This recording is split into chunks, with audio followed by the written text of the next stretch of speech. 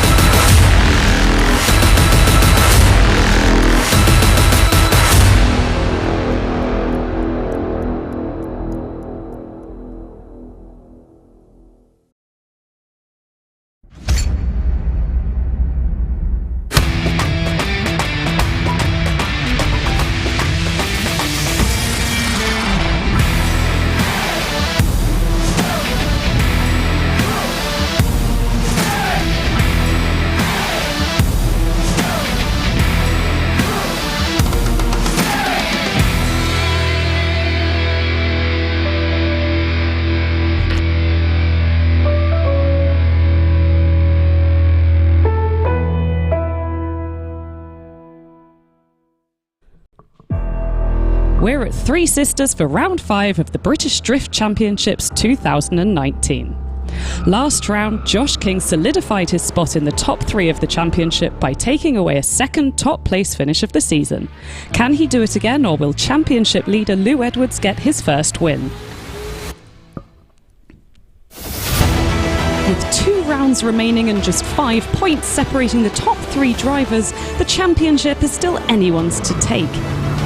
Who will be the ultimate driver on the toughest track of the season?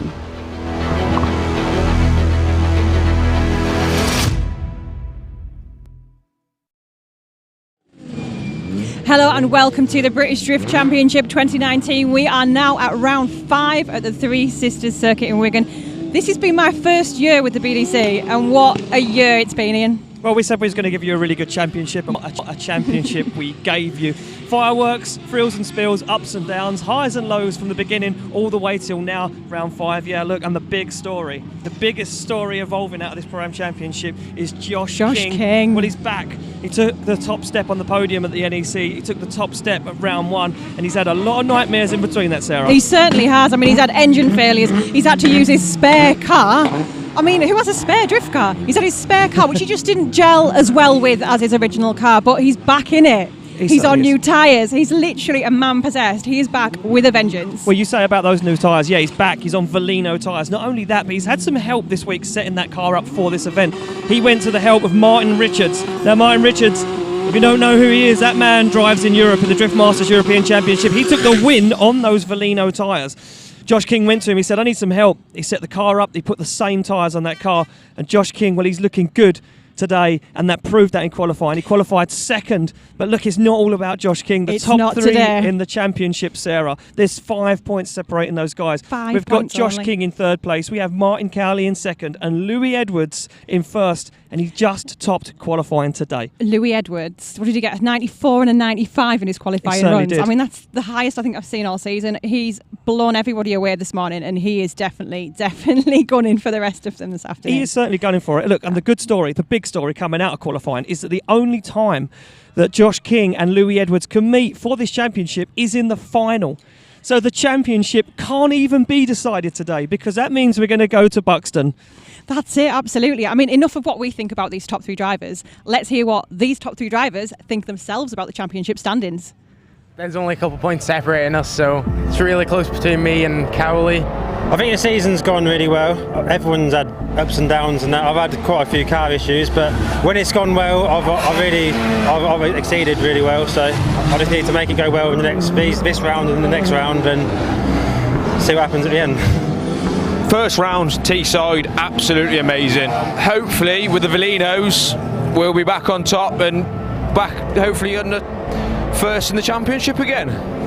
It'd be great if I can win the championship, but as it's only my first year, I don't know if I could. My biggest rival will probably be Josh King. He's an aggressive driver. I like the aggression. We haven't had a proper battle in the championship yet, so yeah, I think it'd be good if me and him could get together on a final. And if he could decide the championship at the end, then that'd be awesome. What would it mean to me to win the championship? Well, yeah, a lot. That's all I've come for this year, is just to win a championship and then go and play with the big boys next year, hopefully. So that's hearing from the drivers themselves there, right from the horse's mouth. Louis Edwards there, not as confident as you like to see, considering the skill he's got and the results he's getting. He seems a little bit unsure of himself. No need to be, I think, by the results he's getting. He suits this track, doesn't he? I mean, It's a technical track. He's a technical driver. He suits it. He certainly does, yeah. And I spoke about his driving style earlier, being how consistent he is on that line. You know, this track really demanded a line style. And I kind of pointed that earlier on in qualifying. I said that the judges were scoring low, and that was because the line, the guys weren't getting that line. Louis Edwards come out and stole that line. But Josh King, talk about confident. That man said he's only come for one thing, and that's the championship, and he wants to go and play with the big boys next year. That's a bold statement, Sarah. He's got two other guys that are gunning for the same thing. And Cowley changed the engine last night in that car overnight. Yeah, that man's pushed to the limits. Definitely. I mean, he's not looked so strong today, but it doesn't mean he's not in with a chance. He's shown what he can do. He could just come in and pip them at the post. He certainly can. Look, we talk about the track quite a lot, and we talk about how tight and technical it is. Matt yesterday had a look at the track, and he's going to show us just exactly how it is. Three Sisters is one of the most technical tracks we have on our event calendar. For this reason, we're running a rolling start. Let's check it out. This first corner is going to be absolutely crucial, but this is the rolling start. We still haven't initiated yet. So we come up to our second corner, but this is the first point of initiation and our first clipping point. And it's a de-acceleration zone. This is going to make it really interesting and really tricky for the drivers this weekend. As they come down into the S's, passing clip 2, and they come on to clip 3, which is actually a touch and go. So they need to get in and get out, passing clip 4 onto the straight. As they're coming through to clip 5, which is actually a front clip, but it's not a full transition, it's just a little fakie. As they come into this final section, it's another de-acceleration zone before they go round this hairpin with plenty of rear clipping points and then taking them over the finish line.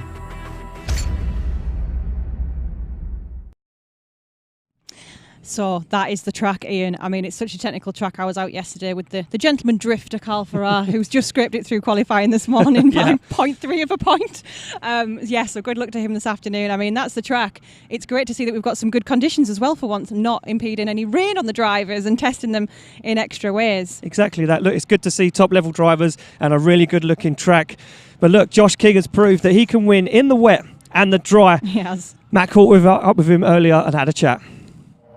Okay, so Josh King, top in the championship for the first round, and then played with problems, man, but still third in the championship. Incredible. Yeah, dropped a valve at Silverstone after first round, so I had to use the 34. for round 2. Didn't work. It decided to be a 6-cylinder V8 by the by end of practice, realistically. But we still ran it. We qualified, so it gave me points. 3rd round, trigger errors. Again, it just didn't really work. It just needs more time. But yeah, back in the 36 for round 4, and it worked. It's become first again, undefeated in the 36, really. It has just been, you've been incredible, and you just work so well with this car. But I love the dedication this weekend. Obviously, the championship meaning so much to you. You've brought the 34 as well, just in case. Yeah, it's kind of still poorly-ish, but it's here just in case. Hopefully, we don't rate the 36 anymore because there's nothing else I can buy for it. Yeah. So. And also, we've got Buxton coming up. How are you feeling for Buxton? Oh, I love a bit of wall. It's the last one, so the rear end's clamshell now, so I've got another spare. That's if the 36 gets out this weekend as well. Well, I hope so. Well, fingers crossed, and we're looking forward to seeing you up on that podium. Thank you very much.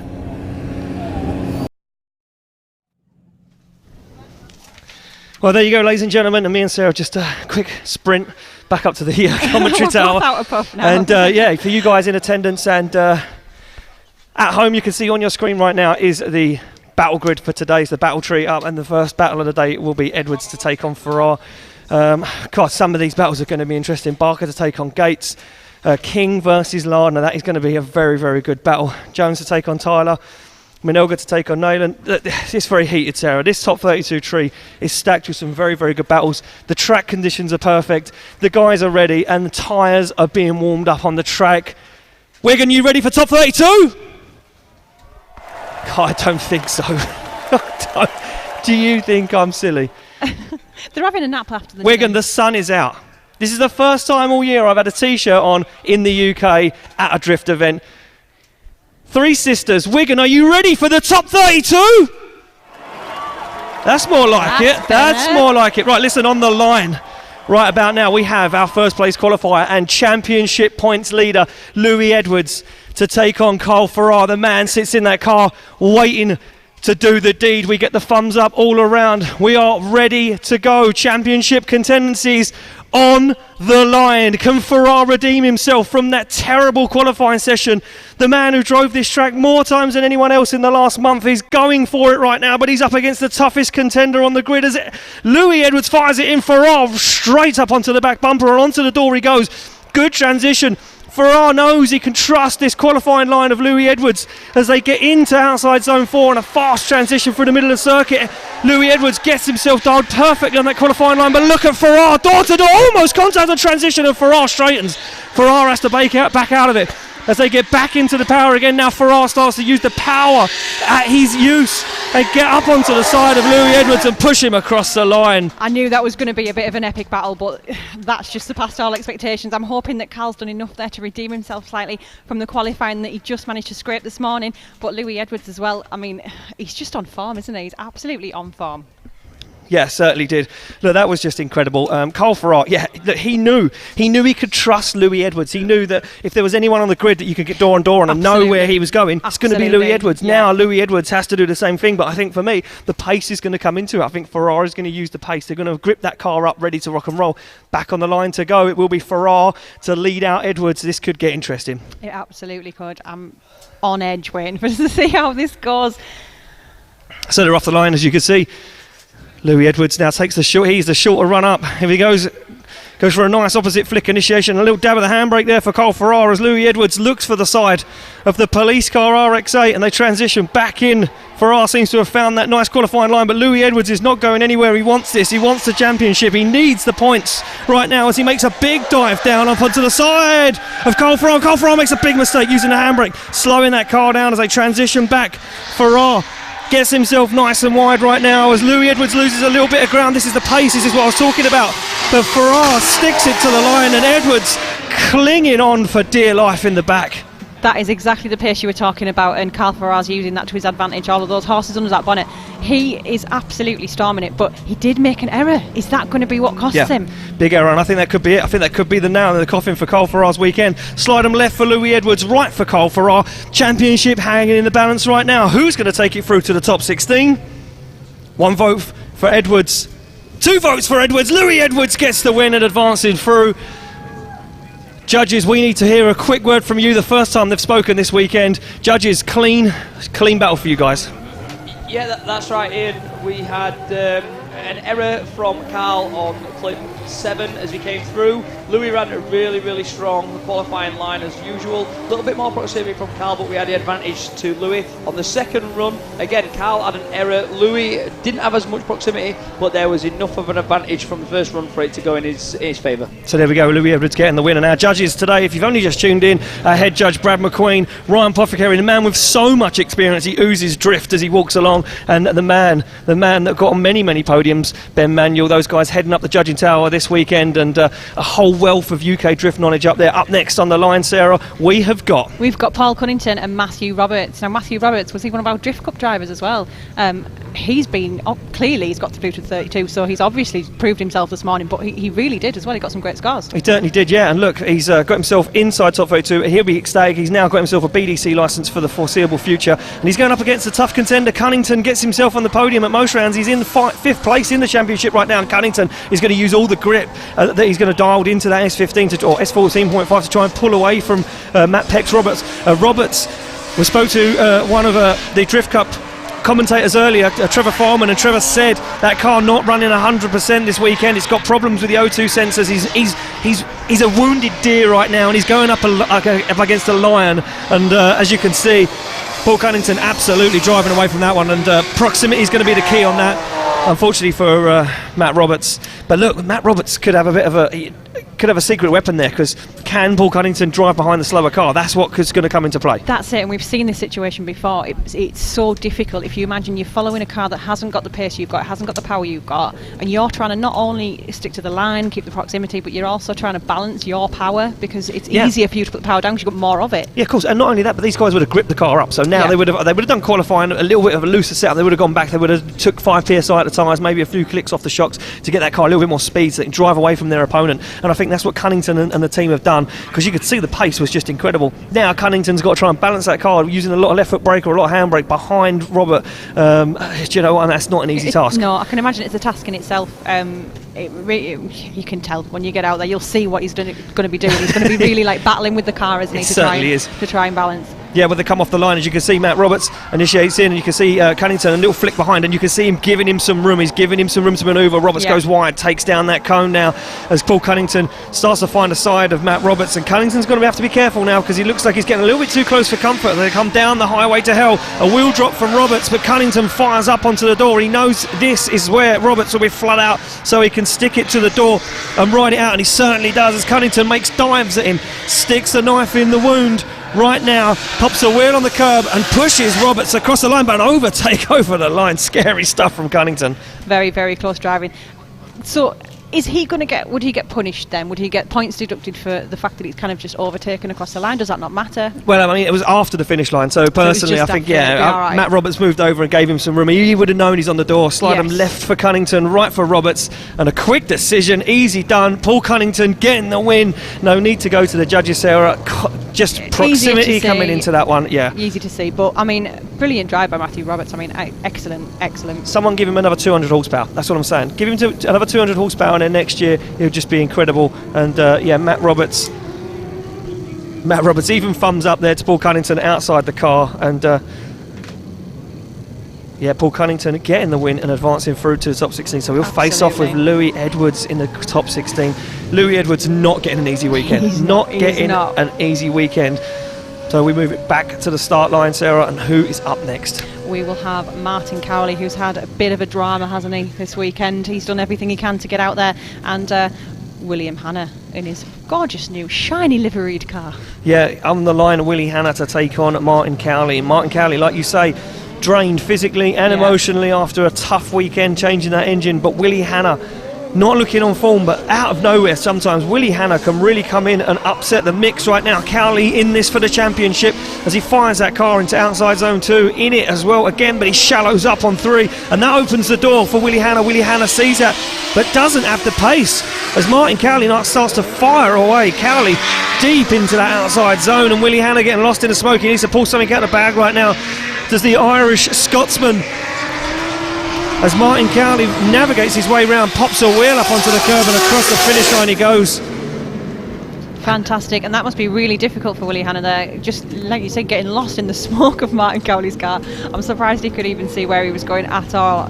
Cowley must be happy with that. I mean, to get this far after he's had to change his engine and he thought his weekend was over, he's got to be really pleased with himself. Yeah, he's going to be happy. He's going to be happy that the car's performing and that he's still in the mix of the championship. But he knows he's going to have to make it at least to the top 16 now, especially with Louis Edwards. Like, he's in the top 16. Cowley needs to be in the top 16, and really he needs to be wherever Louis Edwards is to kind of claim the same amount of points, so they stay close at the top. 5 points. 5 points separating that top three. Every single point is going to count now this weekend. Yeah, exactly. And don't forget, Louis Edwards taking away points from top place qualifier this weekend. But now Cowley sits in the chase position. Can he do damage as Willie Hannah leads him out? A rolling start to this one as they come around. And down to the initiation. As you can see, Hannah, nice initiation, very fast. Cowley matches his initiation, gives him some room to manoeuvre as they fire into outside zone 3. And Cowley right with him, but a better line, a nicer line. Oh, wow, almost contact there as Martin Cowley almost hits the back end of that Nissan Skyline of Willie Hannah. Willie Hannah on an absolutely incredible line right now, giving Cowley the opportunity to get nice and close and personal, and opens the door once again as Hannah throws it on more angle. Oh, and Cowley almost makes contact as they bring it across the line. I thought he was going to make contact at the end there. He's just got a really, really good pace. Seems to be a better pace than Willie Hannah at the moment this weekend. I think Willie Hannah seems to be a little bit more reserved than he normally is. I wonder if there's a few niggles there he's trying to iron out, but he's still giving it a really, really good run. But let's see how the judges are going to... Yeah, sliding right for Willie Hannah, left for Martin Cowley, Brad, Ben and Ryan. You know what, I don't know, this could go one more time vote, and it's going to go one more time. Do you know what, I knew the judges couldn't split it, too tough of a decision. Ben, we quickly throw it back to you. Yeah, that's right, Ian. There was a few errors from both drivers, but not a lot to decide who was going to take the win, so we've obviously gone one more time.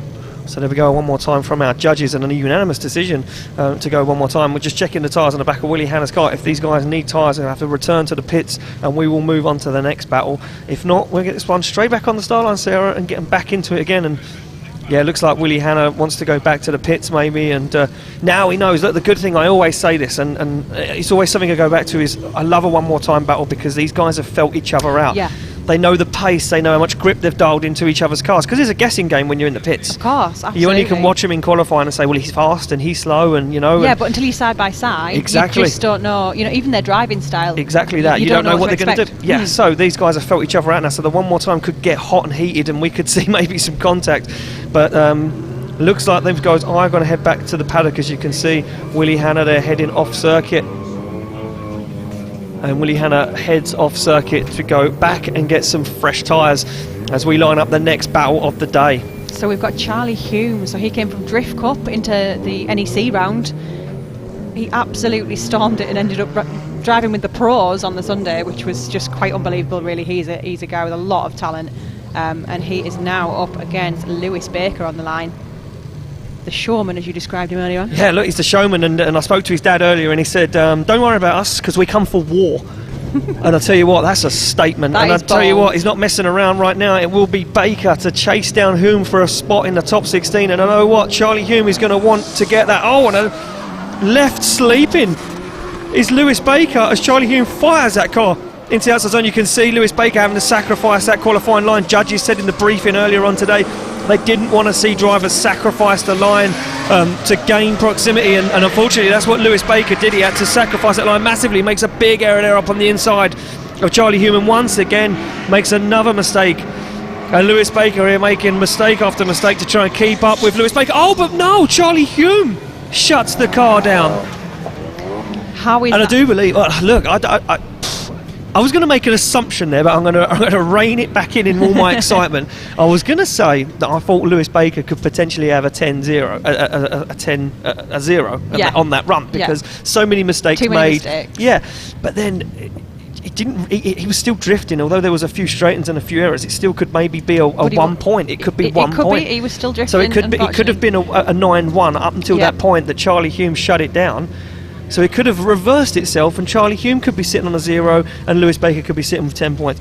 Who knows? Who knows? I'm guessing that's where it's at, but Look, I've seen some drifting this year, just a couple of events, and I've seen some things, but that one could have gone either way, and I would not like to have judged that. No, absolutely not. This is another one where we always say we just can't estimate what is going to happen because we thought it was quite obvious. Yeah. And it didn't. It all just changes in a second. It certainly did, and they come off the line now. It will be Charlie Hume to chase down Lewis Baker. Lewis Baker with the faster car now. Can Charlie Hume put that 300 horsepower Nissan 200SX on the side of Lewis Baker? He's going to certainly try to. Baker on a very nice line at the moment, and it opens the door and gives Charlie Hume the opportunity to get up there. But look at that, Charlie Hume struggling, shallows up the angle, now makes a big dive up into the door as Baker fires that car in.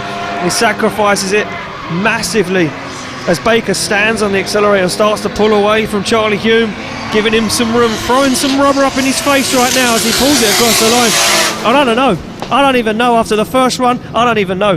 Throw the rules up in the air because who knows what went on. I think this is one of the ones where we're just going to have to reserve our judgment because, you know, we're not qualified here. Well, we're not qualified. Slide them right. And look at this.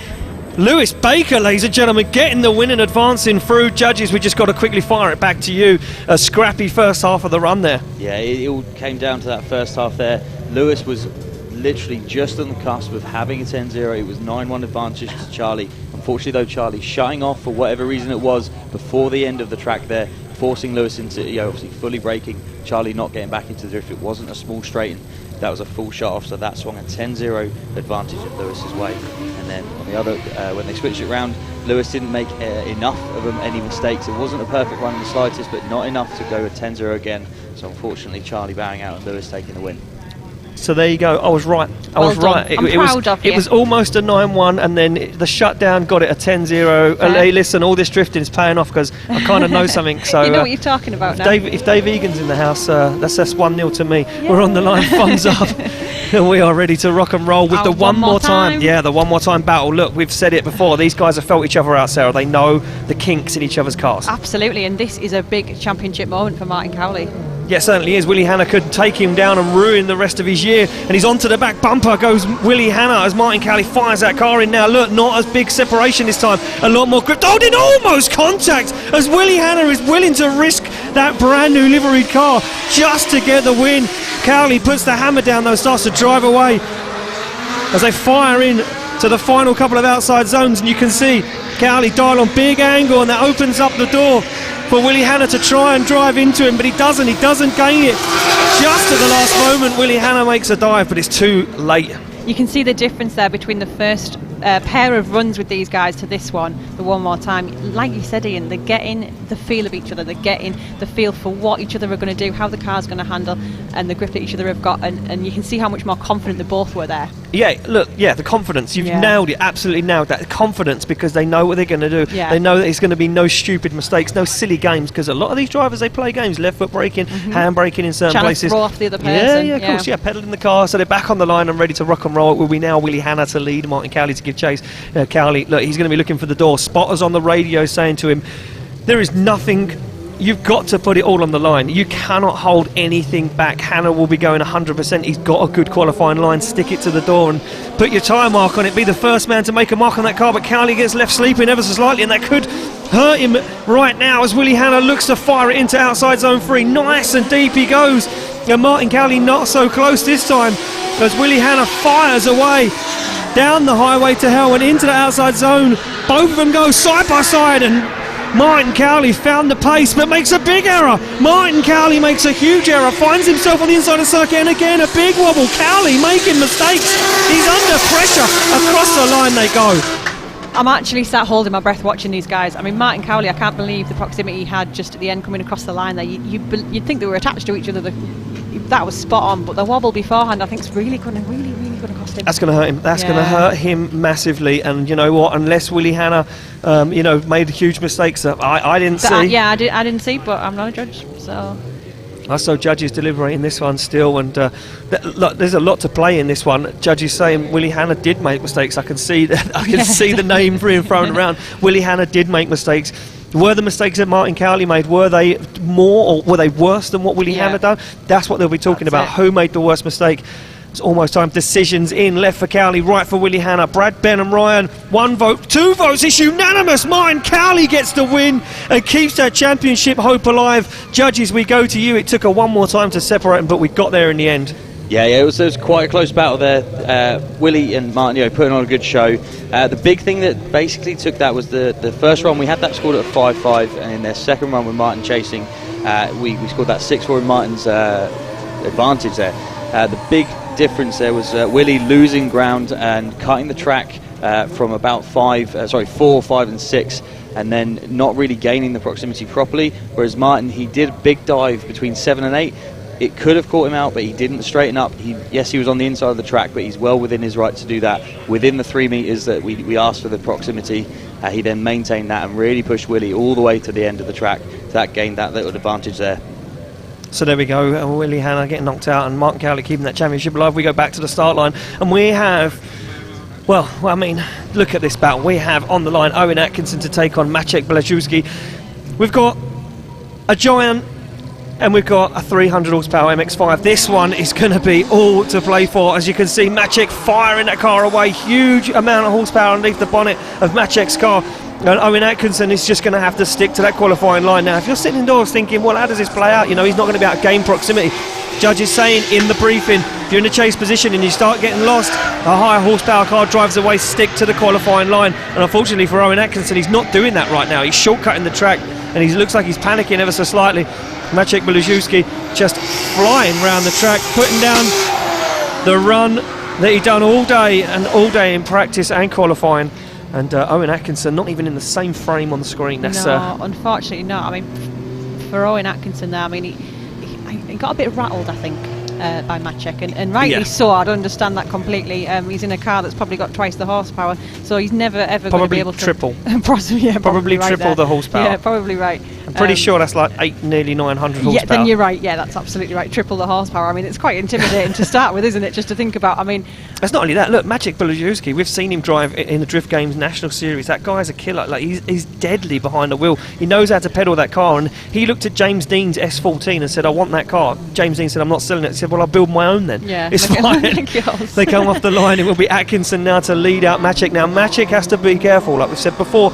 It's easy to get caught up in that chase position, and look at this. Maciek gives Owen Atkinson some room. Atkinson had a nice qualifying line as he then falls off of it there into outside zone 3, trying to shortcut the circuit ever so slightly is Owen Atkinson right now as Maciek starts to rein him in. He's got the hook in the mouth, and Maciek Blazewski is reeling in the little fish right now as Maciek makes a big dive. You can see that car jumping up and down as he pedals it up onto the side of Owen Atkinson's MX-5, and Atkinson takes it across the line with Maciek in tow.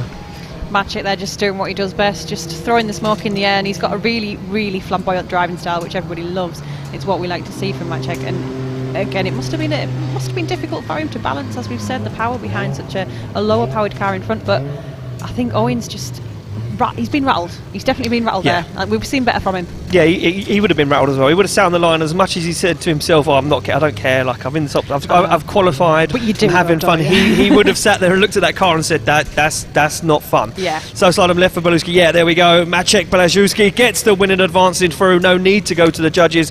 Just a game of grip and horsepower coming to that one. Unfortunately, Owen Atkinson bows out of competition, but now a new contender in the Pro-Am Championship for 2019 and 2020. As we get the next pair lined up, who's it going to be, Sarah? We've got Luke Barker, who's definitely one to watch, as we've mentioned a few times, and then we've got Dominic Gates. They're going to go head to head now. Two pretty strong drivers. Look, two very strong drivers. One in a borrowed car, one that is the kryptonite. The BDC but trouble. He just cannot seem to beat anybody in the BDC. He just cannot seem to get the break he wants in the BDC. They come off the line. Barker, second in the Drift Games National Championship. Where's he going to be right now? Well, he leads in a man in a borrowed car. Dominic Gates, nothing to lose right now. Can he take down Barker? They go very deep into outside zone 2 there. And you can see Dominic Gates dabbing the foot brake of that car, pulling the nose of that car in nice and close to the curbs. Starts to get lost a little bit in the smoke now, and again, proximity can come into this one as Barker has gripped that car up so much. He's barely making it in his eye smoke as he's driving away now. Barker stands on the throttle and starts to pull massive amounts of car lengths away from Dominic Gates. I don't know whether there was actually an issue there with Dominic's car, or whether he just shut down himself. He seemed to kind of shut down on the back just before clip 9. Yeah, he got out of it, and maybe a gear shift issue. Yeah. Maybe he got out of it just to shift a gear and it's whatnot. just sort of throwing him off a little bit. Yeah, such a shame there for Dominic Gates, but now he sits in the lead position, and Barker, well, look, anything can happen. He said he hasn't found any sort of luck in the UK He hasn't. so far this season, so He's had nothing but kind of mechanical niggles, rather large niggles probably, all year really in the UK. He's done great overseas, but here he's just not had the luck he's needed, and it's a shame because he's got a lot of potential. He's got a lot of talent, so hopefully he'll be rewarded for that. well, let's hope so. As they come off the line in the chase position, now you can see Dominic Gates is giving everything he's got, and he's going to put that car and lemon life on the line right now as he fires it in. A very tentative entry there for Dominic Gates, and Luke Barker holding back ever so slightly. He knows that Dominic Gates has got the slower car, but this is where Barker's going to get himself into an area where he's going to make mistakes. Both cars bang in flames as they come into the final few outer zones right now. Dominic Gates not doing a bad job on that qualifying line, but look at Luke Barker, got the proximity. He's going to get up nice and close and personal, almost leaving a tyre mark on the door as he pushes Dominic Gates across the line. It looks like Barker's got the break he needs. I hope he has. I mean, unbelievable run from the pair there. They both give it all they've got, but Luke Barker there definitely showing the potential of what he can do. That proximity at the end was fantastic, and that is what we've seen from him before. That is the potential everybody sees. The judges were actually applauding in the tower, so they've definitely seen some excellent driving from Luke as well. Let's see which way.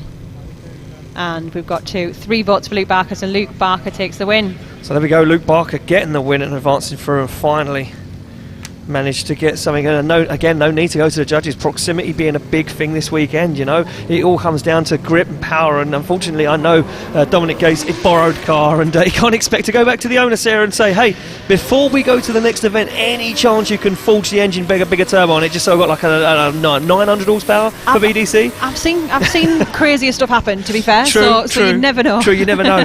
We move it back to the line where we do have Sarah. We've got Andy Frost in that E92. He is gelling amazingly with this car. I can hear his fan club there screaming Well, already. let me tell you a little something about this battle right now, because on the line you've got the 2018 Drift Cup champion to take on the 2019 Drift Cup champion. How about that for a game of chess? These two guys are going to go at it right now, and it will be Andy Frost to lead out Jamie Stanton, and Stanton making his way up from Drift Cup this weekend into the BDC. And here we go, nice initiation from Andy Frost as he fires in that fast R E92 M3, 2 JZ under the bonnet. Absolutely singing right now, but look at Jamie Stanton. He would love nothing more than to take down Andy Frost. Andy Frost comes with a whole host of reputation as being the Iceman, the cold killer as they call him. But look at Jamie Stanton, right up onto the door he goes, makes a big dive, and he's going to do it again. Jamie Stanton just used all the momentum in that car to keep that proximity, but he just doesn't have the pace as Andy Frost puts foot to floor and drives away. Across the line he goes.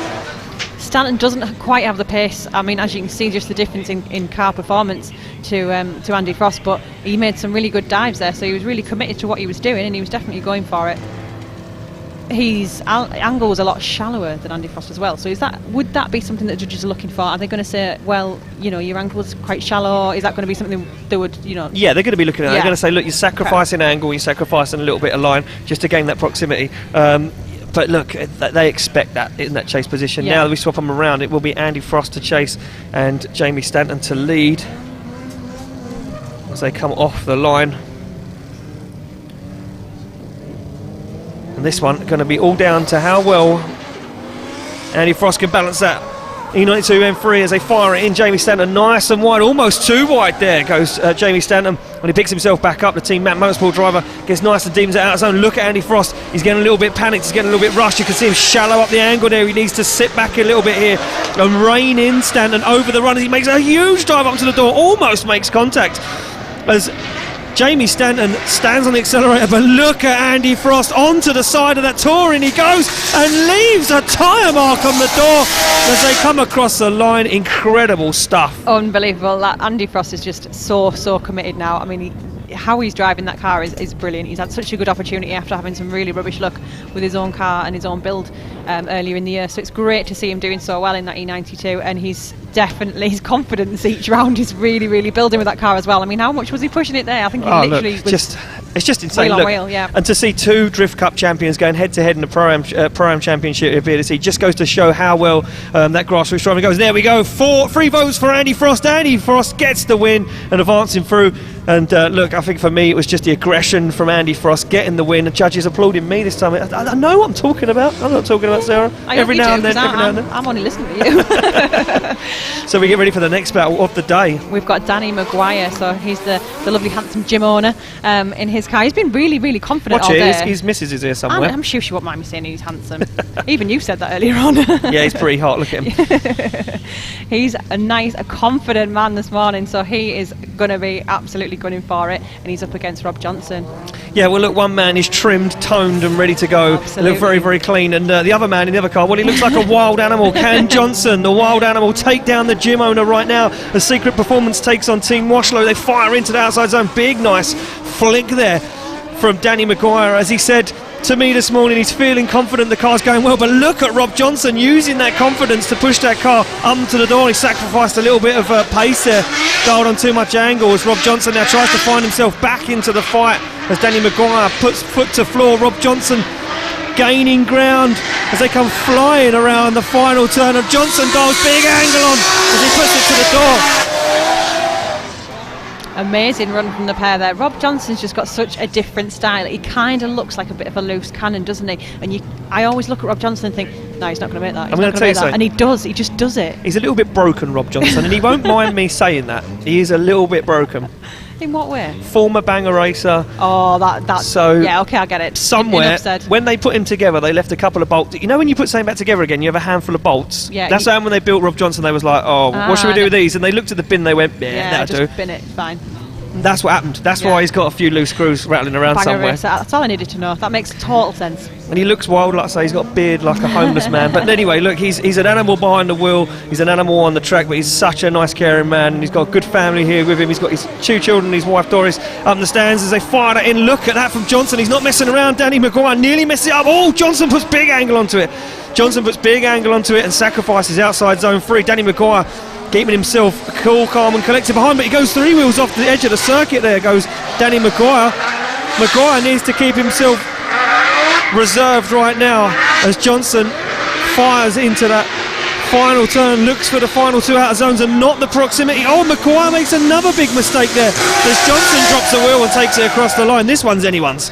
Absolutely. I mean, I can't call it, but yeah, Maguire made a few little wobbles there that I think are going to cost him, but you know, Johnson's run wasn't as neat as it could have been in the first run, so yeah, who's going to call it? Look, we're going to look back at the replay. Look at this. Yeah. Nice initiation. Maguire put too much angle on that, and then Johnson dialed on big angle after outside zone 2, and that kind of opened the door for Maguire to get close again. Yeah. But then look at this from look at that from Maguire. Wheels off the edge of the track. 2, maybe 3 wheels off the edge of the track there, and then again, look, throws it in, desperate to try and gain that proximity. The judge is watching this replay alongside us. Oh, wheel drop there from Johnson. As they then look at this, Johnson dials big angle into it. Danny Maguire makes a dive, but a wheel drop again there from Rob Johnson. This one could go anywhere. I think the judges could potentially say one more time, just to get a clean battle and just to get a fair decision. Absolutely, it wouldn't surprise me if they did choose one more time for this one. It must be so difficult to be a judge to call that, because you've got so many small errors in each run. You're just trying to weigh up how many errors each driver made, and then who made bigger ones, what way is it going to go. Look, to me, it could go either way, and potentially one more time. Slide them left for Maguire, right for Johnson. Who's going to take it through? Skid Risk or Washlow? And there we go. And one more time. It's like a Mystic Meg this weekend. Honestly, you're one more fire. time. Too many mistakes from both drivers. And again, look at that. Judge is nodding at me, and I'm going to get the win soon. In a minute, it's going to come up and say Ian gets the win. Oh, can we make a graphic for you? We could do one day. Look at that. Danny Maguire happy with that. Look, I'll tell you what will happen now. Rob Johnson and Maguire will both be happy with that, because they know that the battle they just put in wasn't what they wanted to put down. Exactly. They're both fair drivers, and they will both think, okay, we can both do a little bit better than that. Of course they can. Let's see. They would have both again. sat back and said, yeah, look, we was panicked there a little bit, Yeah. and they're going to check these cars out, and if they need tyres, they're going to go back and get tyres, and if not, we're going to... Yeah, look at that. Rob Johnson signalling that he needs to go back to the paddock, so he's going to head back off, and we're going to move on with the next battle, and that will be the second half of the bracket. So we've already got one half of the bracket done and dusted, and this one, well, it's a big one. This is... It's a big one, Sarah. Yeah. Yeah. Who we got? Josh King. So the man who's back with a vengeance with his lovely new tyres, back in his original car, in his comfort zone, loving this track. So Josh King versus Mike Lardner. Yeah, big one on the line right now. Josh King needs the win right now. He knows Louis Edwards and Martin Cowley have advanced through into the top 16. King needs this win. He's going up against a local guy who didn't look too good in his first qualifying run when he pulled it out of the bag on the second one. What has Josh King got right now? Can he get back on the podium this weekend like he's done the last event? But he drops the wheel and makes a big error. A big error from Josh King right there. Can Mike Lardner stay in it? If Mike Lardner keeps his cool and stays in this one, this could be points in the bag for Mike Lardner right now, as the rest of the grid look on in desperation that Mike Lardner can take down Josh King. King starts to pull away. You can see the pace in those Velino tyres and the grip that Martin Richards has dialed into that chassis as he takes it across the line, but King knows he made a mistake. He did, unfortunately, but anything can go when he's in the chase run, so I'm not even going to predict. I'm just going to keep quiet and see what happens. That's a very reserved. That's very reserved of you. I feel like I have to. You have to be because reserved. I'm sort of. There's so many people that deserve it, but Josh King's just done so well that you do want it. You're kind of rooting for him, but I'm not. You just. I'd love Josh King to go out in top 32 because that means when we go to Buxton, it means the championship's blown wide open, Well, and that's everyone's true. got That to is drive true. and work for it. And I love that. I love people mixing That's championships true. up, because when it's done and dusted in the 5th round, no one cares about the final. But this time, everyone cares. They come off the line for this one, and Lardner to lead, Josh King to give chase, and King onto the back bumper of that Nissan Skyline he goes, and a weird initiation from Mike Lardner. He comes away from the outside zone very early, and he's going to sacrifice 3 now, and you can see Josh King giving him the room to manoeuvre. He knows he's not got the nicest qualifying line. They come through the centre of the circuit. Josh King now going to make a dive up into the door as Mike Lardner pushes nice and wide, and he gets into these final outside zones as Josh King's with him though. He's got the proximity, but can he overturn that massive mistake he made on the first run as they come across the line? Yeah, he's definitely bringing the proximity there, but Josh King is super confident, isn't he? He knows his track, he knows the car. But, like you say, is that going to be enough to overturn? I mean, Well, the it judges look like they've got a simple decision. So Yeah, decision is in. Left for King, right for Lardner. And look at this unanimous. Josh King gets the win. Josh King gets the win. The judges just that wheel drop, I'm guessing. Just no proximity again, I'm guessing, from... You're not bad at guessing, but we had Josh obviously dropped a wheel. There was errors from Mike. We had a pretty average on the first run, so on the second run the proximity that Josh had over Mike overturned it to a 7-3, so taking the win. So there we go, just all down to proximity again, and I think that's going to be the tail of the weekend until we get into like the Great 8, where all these guys are kind of matched for power and grip, lower down scale. And I can see a man pulling onto the grid right now who probably 90% of the grid counted out of the fight, and that is Stephen Fitzgerald in that car. He ripped the rear wheel off, they got it fixed, he's ready to rock and roll. Stuart McLachlan sent me a message and said, look at this, they've got it, car done. So huge thanks to all the drift fans out there sending me the info from around the track and into the tower on the line. Sarah, who's up next? we have Ash Jones and we've got Chris Parnham as well. They're just lining up on the grid there, ready to go. Yeah, you can see our start line Marshall Malks there, an absolute legend and hero in UK drifting, pumping the drivers up, getting them ready to rock and roll. Chris Parnham said to me earlier he's just happy to be in the fight. Ash Jones will lead and Chris Parnham to give chase right now, and Ash Jones, that 4-litre V8 E36 BMW, going to be looking to seal the deal and get the win. Representing DKM Slide Motorsport, gets nice and deep in the outside zone. Got a very nice line, Ash Jones. Not a lot of impact, not a lot of speed, but nevertheless he's getting into it. And Chris Parnham doing a very good job of keeping his distance behind. We know Parnham's got the more powerful car, but that hasn't proved fruitful for a lot of our drivers this weekend right now, as Chris Parnham makes a big error, straightens, has to get back into it. Oh wow, and he DB'd. Oh wow, what a big accident. Very big impact there. Unfortunately, Ash Jones, he dropped the wheels off the back there, and the grass, I think, has probably just dragged him round a bit. It was no way he could steer out of that. Let me tell you, outside zone 9, there's a massive pothole. Watch this as he gets into it. Oh no, this is just before. We need to go back ever so slightly on the replay. There's a pothole. Look at that impact. Off the ground completely there. Wow, serious impact. And Chris Parnham, he doesn't look. There's Ash. Give him a round of applause, ladies and gentlemen. Ash Jones out of the car, and do you know what? I can only assume that's the end of the weekend for him. And then again, we said that about Fitzgerald, and he's back out on the grid. So who knows? Yeah, but we only get a 5-minute rule. This is true. We do have less time this time round. So I'd love to see a replay of that, because I'm sure It was that the Ash pothole. Jones, there's a pothole Yeah. out of zone 9. There's a Yeah. pothole, and judges said, look, if you're in that pothole, you're off track. Technically, you're dropping a wheel. Yeah, so he should be in it anyway, yeah. Ash Jones, popped a wheel over there. I know Lewis Baker yesterday bent a hub, dropping a wheel there, and I spoke to his father yesterday, and they managed to adjust the suspension and get it back square again to a degree. Yeah. It's working for him. But I'm pretty sure that's what happened to Ash Jones. He just dropped over there, DB'd, and then he got into there, spun, and then that contact with Chris Parnham was seriously bad. It was. Unfortunately, Chris didn't really have anywhere to go, and obviously they've made contact quite heavily. Yeah, so look at that. As you can see, he's picking up. Look at that. You can see now that's the spin. Yeah, DB'd tyre as he goes onto the grass, and He just had nowhere to go. The back wheels have hit that grass, and like you said earlier, it's still damp on the grass there. It's slippy, so your wheels are just spinning on the back, and he's still pointing the other way, so it's kind of just pulled him round a bit. yeah, Chris Parnham though taking some serious damage to the side of that Nissan S14.5, and let's hope that he's got that car ready to rock and roll. I can see Matt House down there with Ash Jones. Just wondering if we can get a word with Ash and Matt.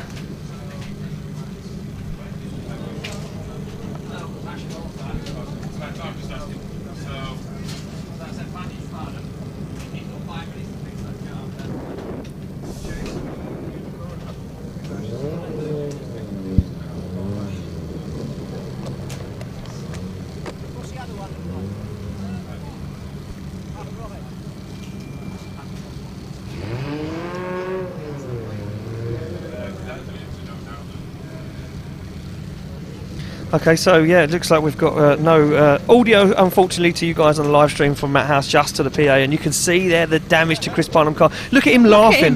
He's He still loving doesn't it. even care, because he knows that he can repair that car. He can cut the back end of that car off and remake it in fiberglass, and just want to hear what the story is from the judges at the moment. So if you guys at home wondering, how does this even play out right now? What do they do in this situation? Ben Manuel.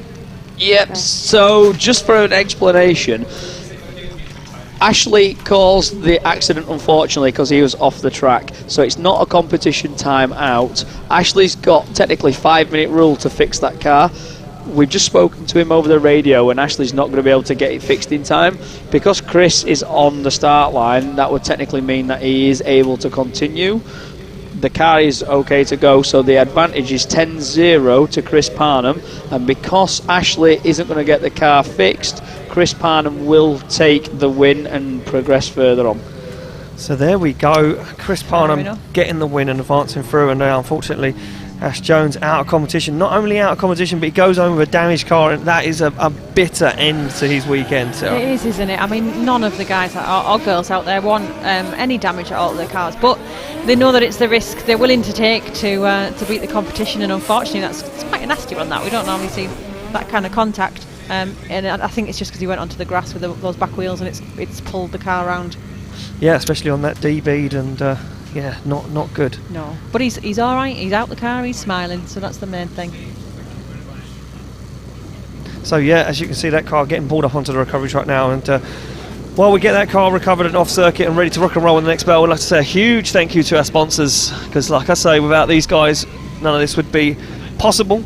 We've got Hell Performance, who are here in the vicinity as well, with lots and lots of different products available. We've got M-Tech Brakes, On It, Funk Motorsport, AM Details, Samco Sport, Yellow Speed Racing, XI Energy, Simpson, OBP Motorsport, Corbo Seats, Tarmac Sports, Competition Clutch, Slide Motorsport. So thank you to all the sponsors. This couldn't happen without you guys. Yeah, and obviously we've got some of these guys in attendance as well. Obviously we've got the British Drift Championship merchandise tent. So you can get over there, grab yourself a t-shirt, hoodie, sunglasses. There's loads of stuff over there. Sorts down there. I didn't put a photo up, but I got a care package from the BDC last week. Did you? Why is everyone looking at me? Because no one else got one. Come on, jealous. I'm putting in the years here. I've been here since 2000. Been here since 2008 for people. We're all like, what?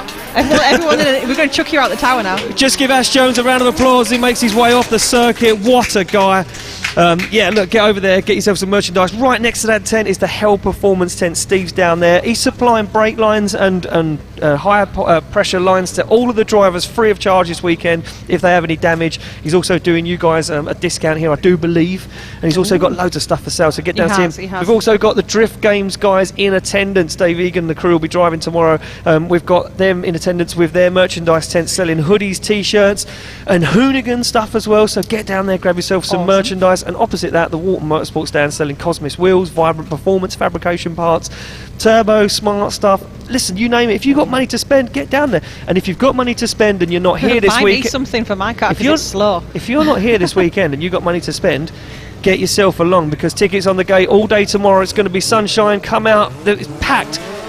Wigan, are you ready for the one more time of Danny Maguire's take on Rob Johnson? Because they're off the line and it will be Maguire to lead, Johnson to give chase right now. They've felt each other out. They know the deal as they fire into outside zone 1. Danny Maguire gets nice and deep now on that good qualifying line. Sacrifices 3 though, just as I say that. Johnson this time gets himself in the mix as they come through the centre of the circuit. Danny Maguire gets nice and deep into that outside zone, but look at this, Rob Johnson, hot his tail, almost throws it away, puts big angle at it. As Johnson makes a dive up onto the inside, he needs to be careful. Big wobbles from Johnson, he's going to throw it onto the door as he comes across the line. Rob Johnson risking it all. Just as we thought, and just as we said earlier on, when you've got a one more time, the drivers have kind of felt each other out, they know what to expect, and they're much, much more confident going into the one more time, and you could see that there for sure. Rob Johnson making some really, really good dives onto Danny Maguire's door.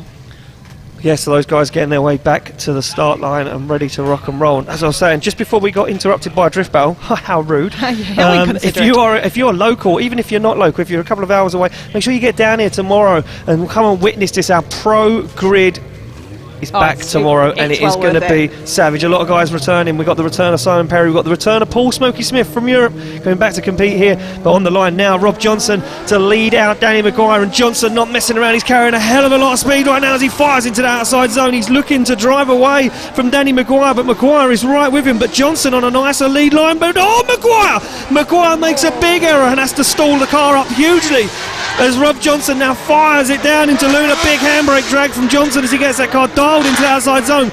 Maguire regained that lost ground. Can he jump up onto the side of Rob Johnson as they come flying around the 2 final zones and across the line? Wigan makes some noise. Unbelievable run once again, and again another massively confident run from both drivers. You've got Rob Johnson waving out the window there. He's kind of happy whatever happens. I've noticed this. He's just loving life out there. He's always happy. Yeah. Told you, he's a slightly broken man. Decision's in, and look at that. Rob Johnson gets the win. And Danny Maguire, we can throw it to the judges quickly for an explanation on that one. Right, so in the first run there, Rob bringing a good amount of fight to Danny. Danny's lead pretty much on point. Rob, gaining proximity from 1 to 4 and then backing out and then back again on Danny's door from 6 through to the end. He had some waivers. It wasn't clean chasing that we saw. However, it was enough to give like an even sort of score between them, 5-5. Switch it round. Rob's lead was good. No massive issues at all. No sort of deductions from anywhere we could see, but Danny falling off proximity. I don't know what happened to him between 3 and 4, but he just sort of lost the proximity there, dived in from 6 to 7. He didn't make it stick and then lost ground all the way through to the end, giving Rob a 6-4 advantage on his lead run there. There we go. So it was Johnson, close then. Close. Yeah, Johnson getting the win, advancing through. And up next, Sarah. We have Neregus. Last name, go on. No, because I might insult him. You told me off last time. I daren't. We've got Neregus versus Lee Lawrence, who's Mr. Consistent because BDC. He's been a little bit reserved so far this weekend, but he's been picking it up. Let's see what he can bring. Yeah, but he's not going against an easy contender. He's going up against one of the Lunatics school drivers, and that is one of the best friends of Aramis Vaskelis. And Neregus will be leading out Lee Lawrence right now as they come firing down to outside zone. Look at this, and already a little bit of separation and smoke already. That car makes a huge amount of smoke as Neregus fires into outside zone, but Lee Lawrence not fast. He dives through the smoke up into the door. And then he starts to get lost. A little bit of pace coming into this one as Neregus absolutely flying, but he's too fast. Neregus is too fast and goes way off the circuit, and Lee Lawrence stays in it, and Lee Lawrence will see Neregus and say, hey buddy, what you doing in the middle of the track there?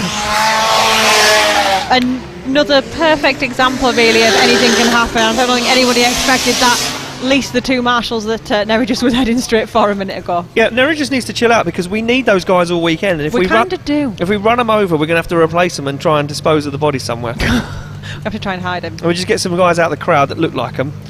As long as they've got a high vis, it's right. Be right. They'll be all right, yeah, they'll be all right. So look at that, a 10-0 advantage right now to Lee Lawrence, and Lee Lawrence will be sitting in their car thinking, well, I mean, realistically, what have I got to do now? Give Nerigis some room. He's going to, well, I mean, sorry, I'm going to try and drive away from Nerigis, but he's got the pace. Nerigis really could put himself into a position here where he makes another mistake. He could. I mean, but then it could even go the other way. Anything is possible within this championship, and it blows my mind every time. Everything unexpected happens, but Lee just needs to put in a really good, safe run. Yeah, he certainly does. Yeah, so in the lead is Lee Lawrence and Nerigis to give chase as they come round off the start line. And Lee Lawrence just needs to do a perfect qualifying run now, not put a foot wrong as they fly into outside zone 1. You can see Nerigis hungry for it. He knows he's got a 10-0 deficit. As you can see him left foot braking, smoke from that front tire as their drone starts to hunt down these two guys. Nerigis finds himself on the inside of the circuit, jumps up onto the back bumper of Lee Lawrence as they dive into that outside zone. Oh, and again! Nerigis makes a huge mistake and throws the car off track, and Lee Lawrence is sitting in their car thinking, well, that was easy. Well. Isn't he? He's thinking that was easy. Look, Lee Lawrence waving out the window of his car there. He is obviously going to be very, very happy with that. But Nerigis, I mean, dude, what are you doing? I wonder if there's a problem with steering on that car. He lost it in exactly the same place just as he was about to go into that corner. So yeah, I wonder if it possibly could be. I think there's a problem with the steering on that car, and when he transitions, maybe something gets bound up or it just understeers. And there we go, unanimous. Lee Lawrence gets the win and advances through. No need to go to the judges. Sarah, if you're on the rallycross track at the middle of the track, you're not drifting. That's for sure, right? Well, that's it. I mean, he could go for a bit of rallycross. I'm not sure how that car would fare doing rallycross, to be fair, though. No. But we'd give it a go. We give it a go. Up next on the line, who do we have? We've got Stu Jones and Dan Tyler. So this is going to be an interesting one. Yeah, it certainly is going to be an interesting one. Two guys that are both hungry. And look at Nerigis, look, hands up. Look how dejected he is. Hands on his head, shaking his head. And Lee's waving out the window. Happy as Larry. It won't be, Lee's not. He won't be happy that it's kind of come about in that way. But a win's a win. A win is, he's still going to be happy with the win. Of course he is. Yeah. He's going to be really pleased with the win. Hey, out of the top 16, look how happy he is inside that car. And Lee Lawrence, the fun continues, but unfortunately for Nerigis, it's time to park it up and watch the rest of today's activities. As you mentioned, up next on the line, Stu Jones to take on Dan Tyler. Now, look, one guy that really just doesn't know when to back out, and one guy that is super consistent. Dan Tyler is mega consistent, very good line driver. Stu Jones, on the other hand, well, listen, he might crash into Dan Tyler. That's all we know. Who knows? Anything can happen. They're doing rallycross at the minute, so anything goes. But it is the consistent drivers can be the ones to watch. They're kind of the underdog. People don't initially think, oh wow, look at the driving style of that guy, but they're consistent, and so it's just let the other guy make his mistakes, be consistent, and you probably are in a good chance of putting in a good run. So they're off the line and ready to rock and roll, and you can see Stu Jones to lead and Dan Tyler give chase. Both guys absolutely lit from the start line as they fire it in. And Stu Jones trying to smoke out Dan Tyler. Dan Tyler finds himself on the inside of the circuit though. So Dan Tyler way offline, and he makes a big dive up to the side, but it straightens out, and Dan Tyler making mistakes now in that chase position, throws it into that zone, but he's going to understeer massively as he's carrying too much speed. And Dan Tyler making a whole host of errors right now, falling apart as Stu Jones absolutely flies away. And across the line they go. And that's it. Stu putting in a very, very good run, and Dan Tyler not so much, with a few errors.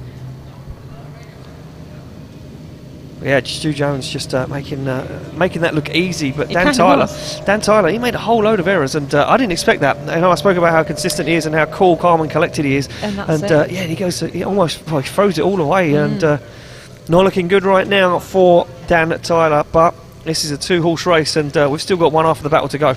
Absolutely. So it's all down to Dan now to put in a good run, and I guess he's going to hope that the other driver's going to make his own mistake and hopefully give him the advantage, but anything can happen. Off they go. Anything can happen. Now we're off the line, ready to rock and roll, and it will be Dan Tyler to lead, Stu Jones to give chase. And this one, well, Stu Jones, we're on the radio to the spot saying, what have I got to do? And spotters will be telling him, giving him some room. and let him make the mistakes up front. He made a whole host behind you. As now Stu Jones, you can see, giving Dan Tyler the room to manoeuvre. Doesn't want to let him get away too much though now. Stu Jones tries to rein in Dan Tyler as they fire into the final 3 outside zones. And look at this, Stu Jones right up onto the side, makes a dive up onto the door, backs off ever so slightly. Now he's going to make another dive as he gets a wheel on the curb and across the line. And Stu Jones was on the edge of throwing that away. He was, but he didn't, and he's managed it very strong in different respects for both drivers, really. It looks like the judges have got a decision about it. Yeah, look at that, slide him left. But yeah, Stu Jones getting the win, unanimous decision. And judges, we just quickly throw that one back to you.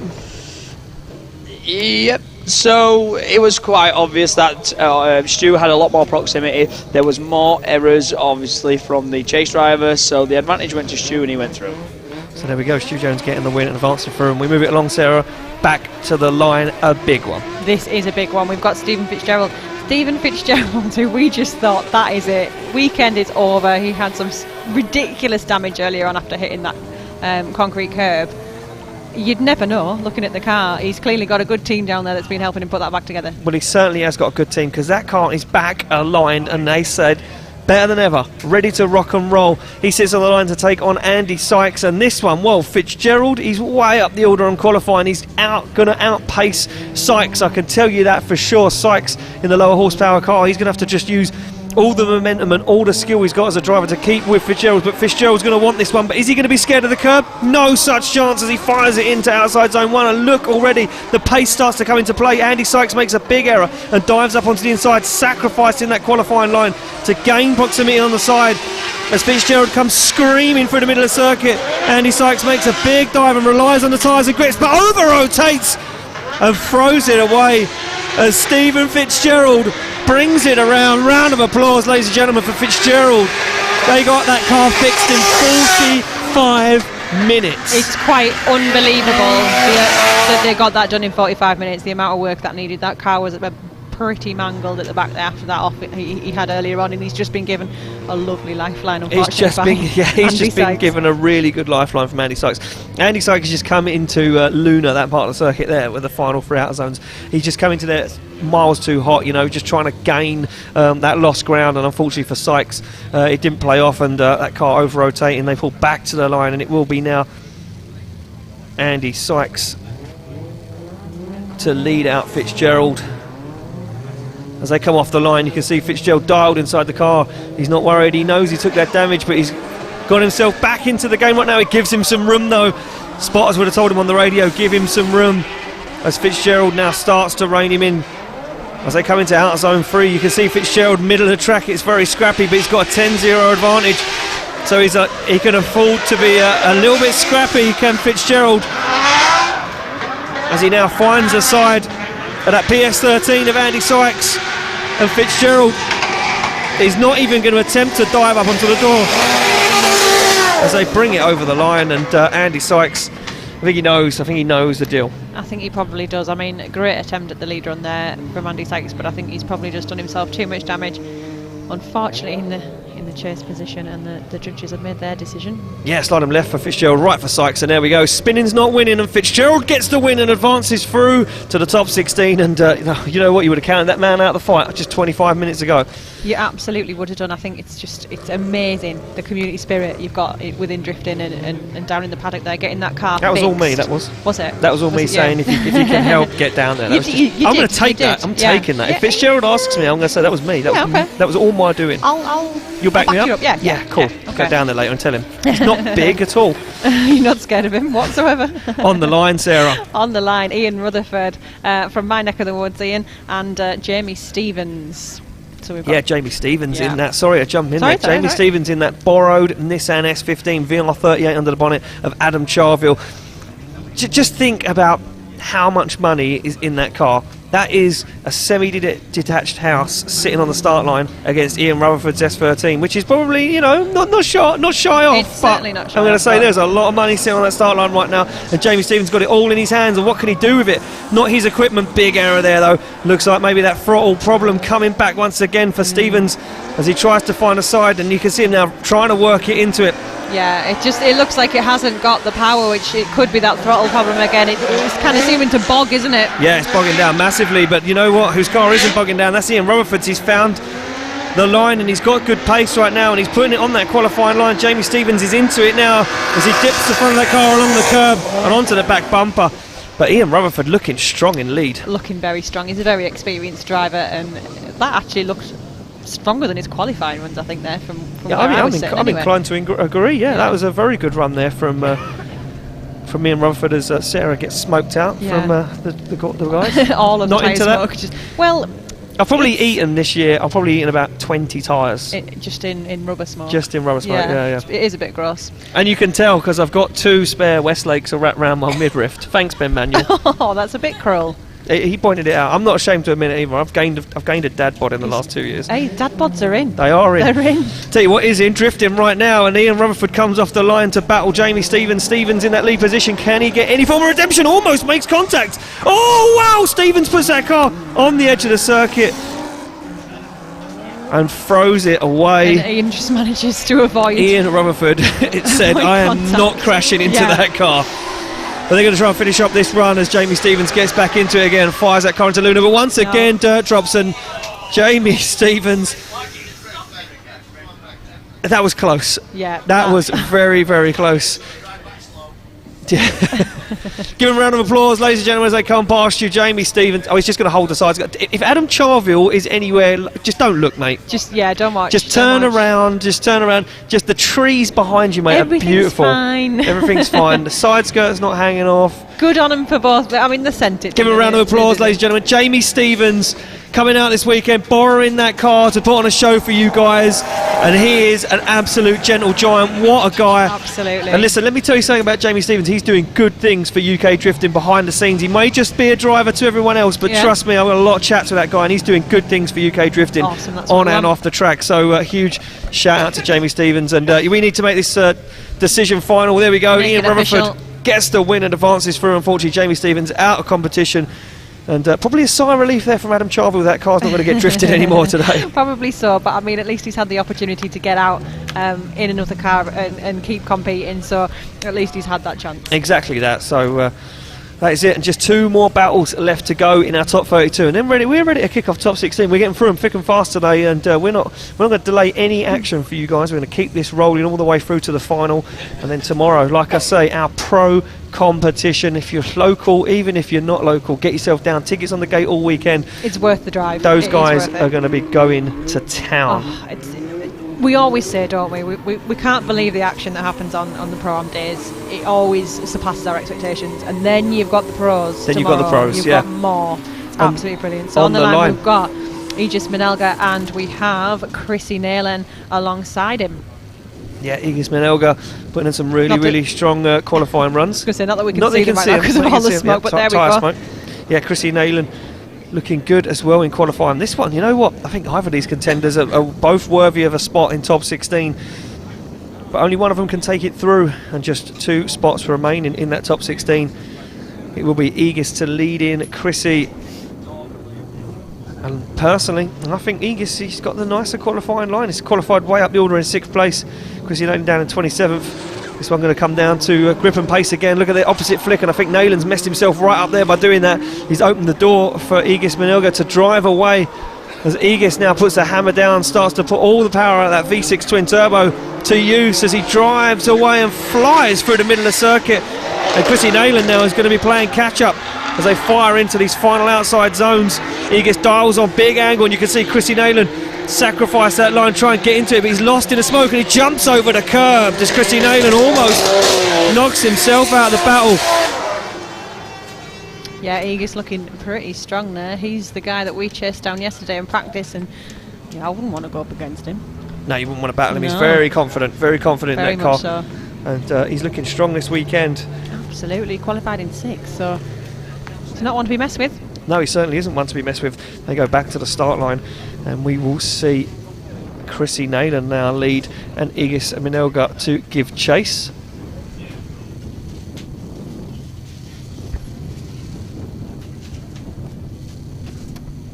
Yeah, we get the thumbs up all round in the town, and we are ready to rock and roll for the second half of this battle. And this just your Pro-Am Top 32. No, don't adjust your sets. We aren't in the final 4 already. This is how good the action is when these guys get drier weather. And they are off and ready to rock. Chrissy Nayland to lead out this time, and a big opposite flick again, once again for Chrissy Nayland. Aegis giving him some room to manoeuvre now as he finds that perfect qualifying line. He's going to start reeling him in now. Nice. Quickly as Aegis, as he once again looks down the side of that BMW. Now this is where the power and pace comes into play, and no such problems this time for Aegis. You can see him slowing that car down. The handbrake makes a dive up to the back end of that BMW. As Chrissy Nayland finds outside zone 9, and look at this. Aegis shallows up the angle to gain that proximity. Is he going to make a dive up to the door? He certainly is, as they come across the line. Real good stuff from Aegis and Chrissy Nayland. Yeah, brilliant dive there from Aegis. He was really showing some commitment towards the end. It looks like an easy decision for the judges. We'll see what scores they're dropping in. So yes, and we've got a 3 for Aegis, and he is through. Yeah, Aegis Minolga gets the win and advancing through into the top 16, and Chrissy Nayland unfortunately bows out of competition. And again, a proximity game there, no need to go to judges, and thumbs up from them. So yeah, I'm still getting it right. I'm still getting it right. Well done. Well done. I get a little badge at the end of the day, like a Blue Peter badge. Yeah, I was going to say like a little gold Blue Peter star. one. Yeah, gold star. Get a gold star. Well done. You did well today at school. Yeah. That's what I'll get. We'll That's what I'll get. We get that. Can we get that done? Can we make that happen? Is that in the budget? I'll have a word with Matt. You'll have a word with Matt. Get it in the budget. There we go. Aegis Minolga gets the win, and he goes through. He goes back to the pits. Who's up next, Sarah? The final battle of our top 32. Final battle of the top 32. We've got Will Gibbs, the young gun, and Davidas Prestauskas. Yeah, so Will Gibbs, the young man, 18 years old. And then a man we've pitched to do good things for UK drifting in the future. He goes up against this guy, a smoke machine, absolutely flying around the circuit. 2.8 turbo BMW engine underneath the bonnet of this E46 BMW. And Will Gibbs, well, he's got a point to prove right now. He will chase down Davidas. Is he going to get smoked out, or can he see through the smoke and get nice and close to the door? Look at the separation already as Davidas fires that car and no messing around, and smoke already starting to get chucked up into the face of Will Gibbs. They come through the middle of the circuit now and down to the fastest bit. Whoa, wow, Gibbs 2 wheels up on the curb. He gets lost in the smoke, and a big error from Gibbs again as he uses a handbrake to drag that car back on the qualifying line. As Davidas puts foot to floor and tries to smoke out Will Gibbs, as Gibbs just got nothing in the fight. Will Gibbs just really, really trying to pull it out the bag there and keep up with Davidas, but he just couldn't quite make it. The proximity wasn't there, and he made a couple of errors. I think it shook him a little bit halfway round, and I don't think he could quite pull himself back from those errors. No, yeah, he just got outdriven. That was, he got lost in the smoke, and then the pace from Davidas, he just absolutely drove away. And that car, incredible. Yeah, now he's going to give chase though, and we know that he's got the pace in the car. He's going to have to give Will Gibbs a little bit of room to manoeuvre here. But no doubt Davidas will try and stick that car door to door in this battle, the final battle of our top 32, as they come round to initiation. You can see Will Gibbs getting the back end of that car loose already. Nice opposite flick as he fires it into outside zone 1. And Gibbs on a very nice qualifying line. Look at this from Will Gibbs. He's going to sacrifice outside zone 3, and Davidas gets himself caught up in the middle. Dangerous manoeuvre from Davidas, almost puts himself off track now. Look at the pace, he's coming in way too hot. Whoa, almost rolls the car as he gets himself into the tyres, and Davidas throws the battle away by coming in way too hot. He come down the highway to hell like a scolded cat. Absolutely did, and it's just not paid off for him whatsoever. We've seen it a couple of times today with drivers making errors there, and it really, really catches you out. I want to see a did you see have you seen the speed? Well, I was going to say, have you seen the tyre on his offside rear? There isn't one. Yeah, completely debeaded. And look at this, look.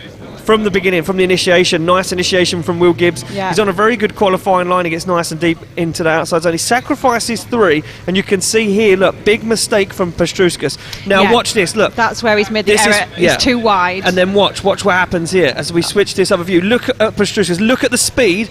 Absolutely flat, and he just can't pull it off. He gets a wheel on the edge of the circuit. Look at the car, 2 wheels in the air. Almost rolled the car. I thought incredible stuff. Yeah, that's it. One error.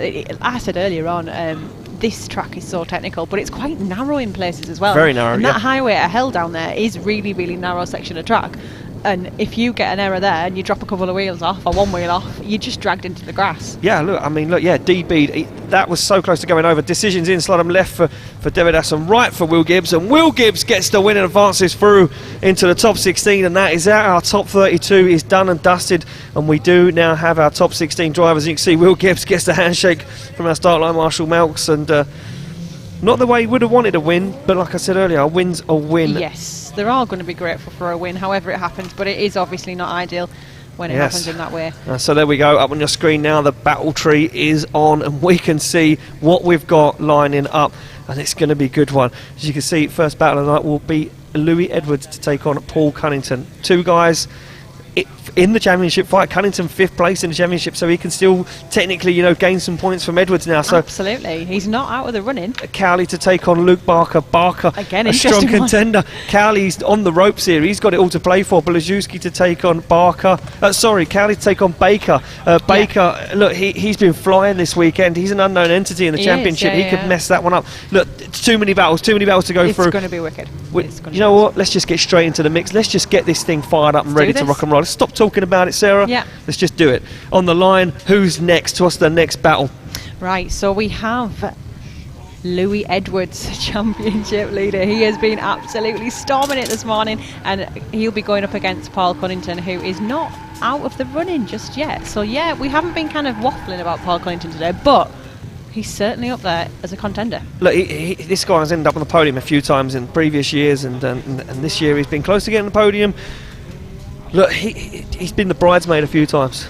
Sometimes he's been a bridesmaid, never got on the top step. He'll be looking to take the top step this weekend. He's down there warming up the tyres, and he knows right now that if he can knock Louis Edwards out of this championship, then as we move into the final round at Buxton, who knows who could take the championship? It literally could be wide open again. Well, here we go. They're off the line. It will be Louis Edwards to lead out Paul Cunnington for a spot in the Grade 8. Here we go. Look at this from Edwards. Nice early initiation. Mr. Consistent. Back on that perfect qualifying line. Nice and deep. Cunnington sacrificing that qualifying line to try and gain some proximity. As you can see him, though, dive up into the door now. Once again, as Edwards works that car into that outside zone, through the highway to hell they go. No mistakes this time from either driver. And look at Cunnington, makes a big dive, makes the kill right there, gets on the door. Now he's going to make one more dive as he starts to push up onto the side of Louis Edwards as they come to outer zone 9, into 10 and across the line, door to door. Make some noise, Wigan. Amazing run from both drivers there, and proving just why they're both at the top of the table. That was strong from both. I couldn't call that. Very strong, and I think the pace, I think I said it before, and I think as much as I say the line drive and the technicality of it is going to come into it, I think the pace in this battle alone is going to come into it. I think Cunnington's car is way gripped up, is much faster. I think he could potentially, if Edwards can't get any proximity on the side of Cunnington, I think Cunnington could take this win, and I think Edwards could be out top 16, and that could blow the championship in half. It could. I mean, it's possible. It is very, very possible.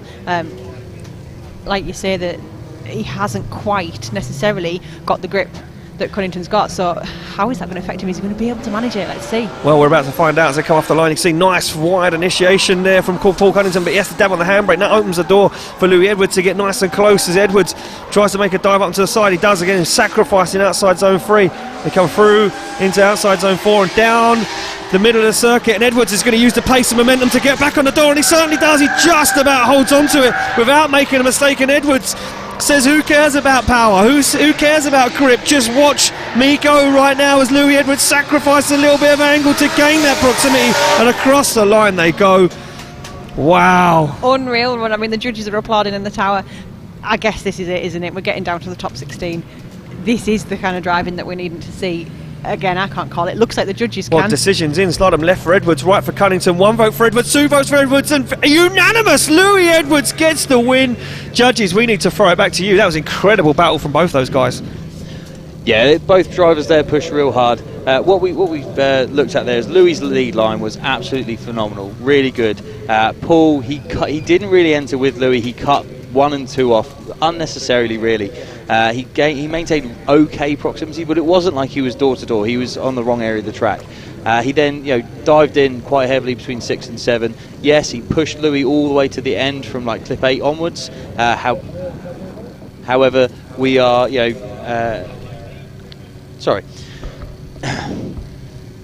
So yeah, he pushed Louis all the way to the end of the track there. We lost Ryan Pothecary ever so slightly at the end of that. I think he got lost in himself there as we move it along to the next battle of the day, Sarah. We have the next battle, which will be Martin Cowley versus Baker. Now, again, this is a big one for Martin Cowley. We weren't sure if he was going to get through earlier on. He had to go through one more time. He's got his chance. He won it. He's got his chance again now. So he is going to be kind of feeling the pressure after everything that's happened this weekend. He's got this far, which is absolutely amazing.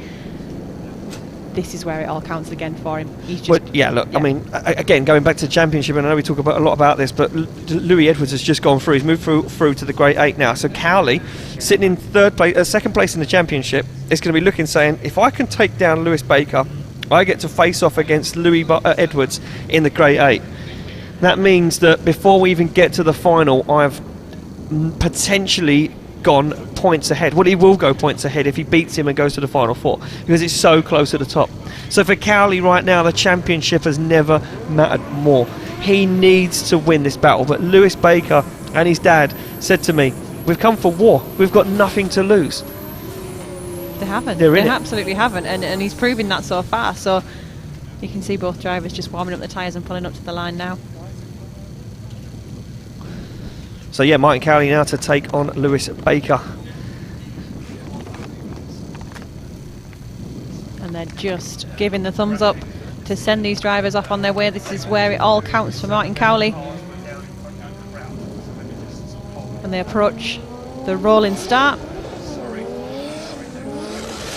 So here we go, off the line they go. Cowley to lead out Lewis Baker for a spot in the Grade 8. And what have we got so far? Look at this from Cowley. A nice job on that lead line as he tries to use all the grip and pace in that car. That car very, very fast. We spoke about the pace before of Martin Cowley's car. And Lewis Baker falling foul to that right now as he drops wheels on the inside of the circuit. Oh, and he shuts it down. I just took a glance out the edge and we can see he shuts it down. He's completely shut it down. I wonder if he's got an issue there or whether that's just a driver error. Just a little glance on the edge of the shot there. You could just see him shut it down. Absolutely. We'll see. Hopefully it's just it's a shame for him either way, but hopefully he's just a driver error and he can go back to the line and at least give it another go. But it will be a 10-0 advantage to Martin Cowley, so it looks like Martin Cowley at the moment potentially could be facing off against Louis Edwards in the Grade 8 for a spot in the final four. And listen, we told you we bring fireworks, and we bought a whole box of them, Sarah. Yeah, we have. I mean, I don't know whether from Martin Cowley's point of view, and Louis Edwards, if they have to face off against each other, are they going to be thinking, oh, this is my absolute worst nightmare? Or are they thinking, no, this is exactly who I want to be? Martin Cowley will be saying, this is exactly what I want to be. This is where I want to be. I don't want to meet him in the final because it's too close in points. I'd rather meet him now early on. Knock him out. And then gain them extra points. But Louis Edwards will probably be saying the same thing. And I mentioned it earlier, you know, power and pace doesn't come into this. Oh, wow, what has happened? What has happened as they come off the line? Lewis Baker absolutely screamed away. Martin Cowley stalled the car up. And now Martin Cowley needs to find himself back in the fight. Could this go a 10-0 either way? I can't. Yeah. What on earth happened? What on earth happened there? Would love to see a replay of that, as we can see both guys flying down now through the inside of the track. And Lewis Baker drops wheels. Oh, Martin Cowley follows him. What is going on? What is going on right now? It's all gone a little bit to pot. It was all going nice and smoothly. It was all going fine until right then, and then that was it. It went bad in a real bad way. From the start line, though, Martin Cowley, maybe it looked like that car just wouldn't go in gear, or he wasn't looking, was maybe? Was he caught sleeping on the line, or, did the car just kind of have an issue setting off, or did Baker jump the gun a bit? I don't know what actually happened on the start line. I guess we'll see. Baker's just giving the crowd a little wave out the window there, gives these guys a round of applause, but I don't know what happened. Yeah, I don't even know what happened. I guess we'll see a replay. It all went wrong very quickly. Yeah. Oh well, that could go either way. For me personally, I think Cowley's potentially got the win. I think he could take the win on this one. A big mistake from Lewis Baker in the first half of the run, and then to be fair, Lewis Baker dropped off the edge of the track. He did, so whatever happened at the beginning, I guess maybe that's going to make the decision. I don't know. And this really then, this cements it. We're going to have Louis Edwards face off against Martin Cowley in the Grade 8 for a spot in the Final Four, championship on the line. Give them a round, ladies and gentlemen, as they come past you. These guys putting everything on the line for your entertainment this weekend, and We're going to bring them down to top 16. We're going to bring these guys down in front of you here in attendance to receive the decision from our track marshal. So, ladies and gentlemen, I want you to give them a round of applause. I want you to show your appreciation because, look, these guys, although they seem like they're ballers, they are doing this off their own backs and they are putting blood, sweat and tears into these cars, and there are no reward at the end of the weekend apart from a broken car and a small trophy and just the bragging rights to say I beat 45 of the best of UK's pro amateur drivers. Decisions in, slide them left for Cowley, right for Baker. There we go, Martin Cowley gets the win and advancing through.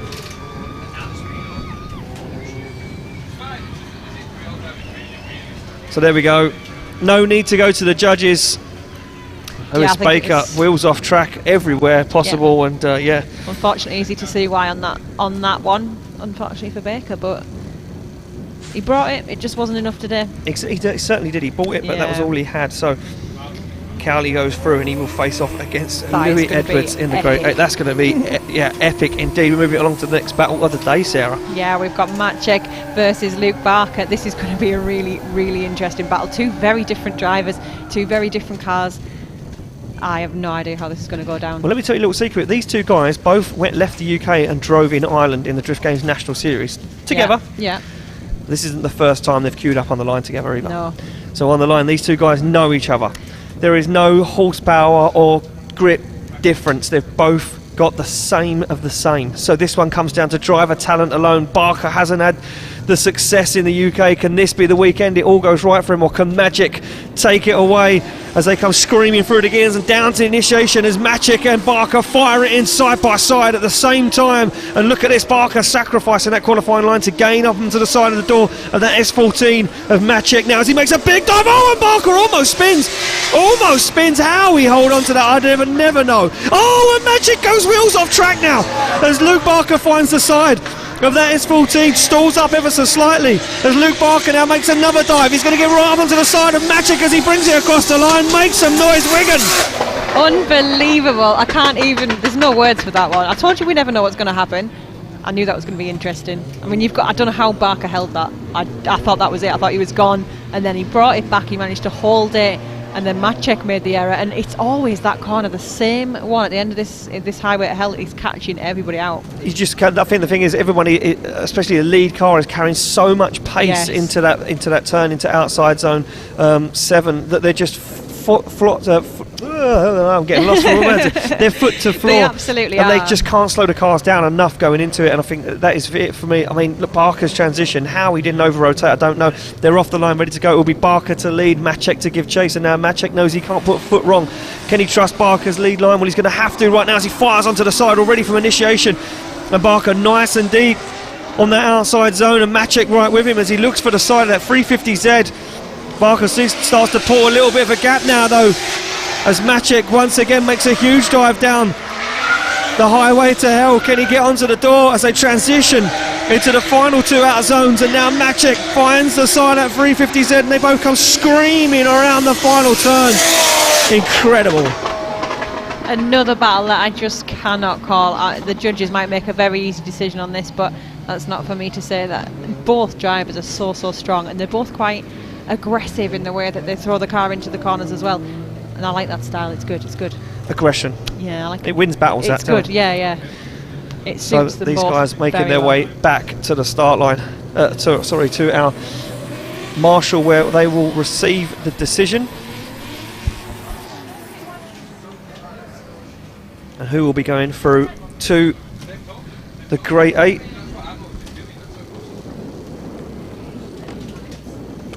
So here we go, these guys pulling up now to receive their decision. Who's going to take it through to the Grade 8?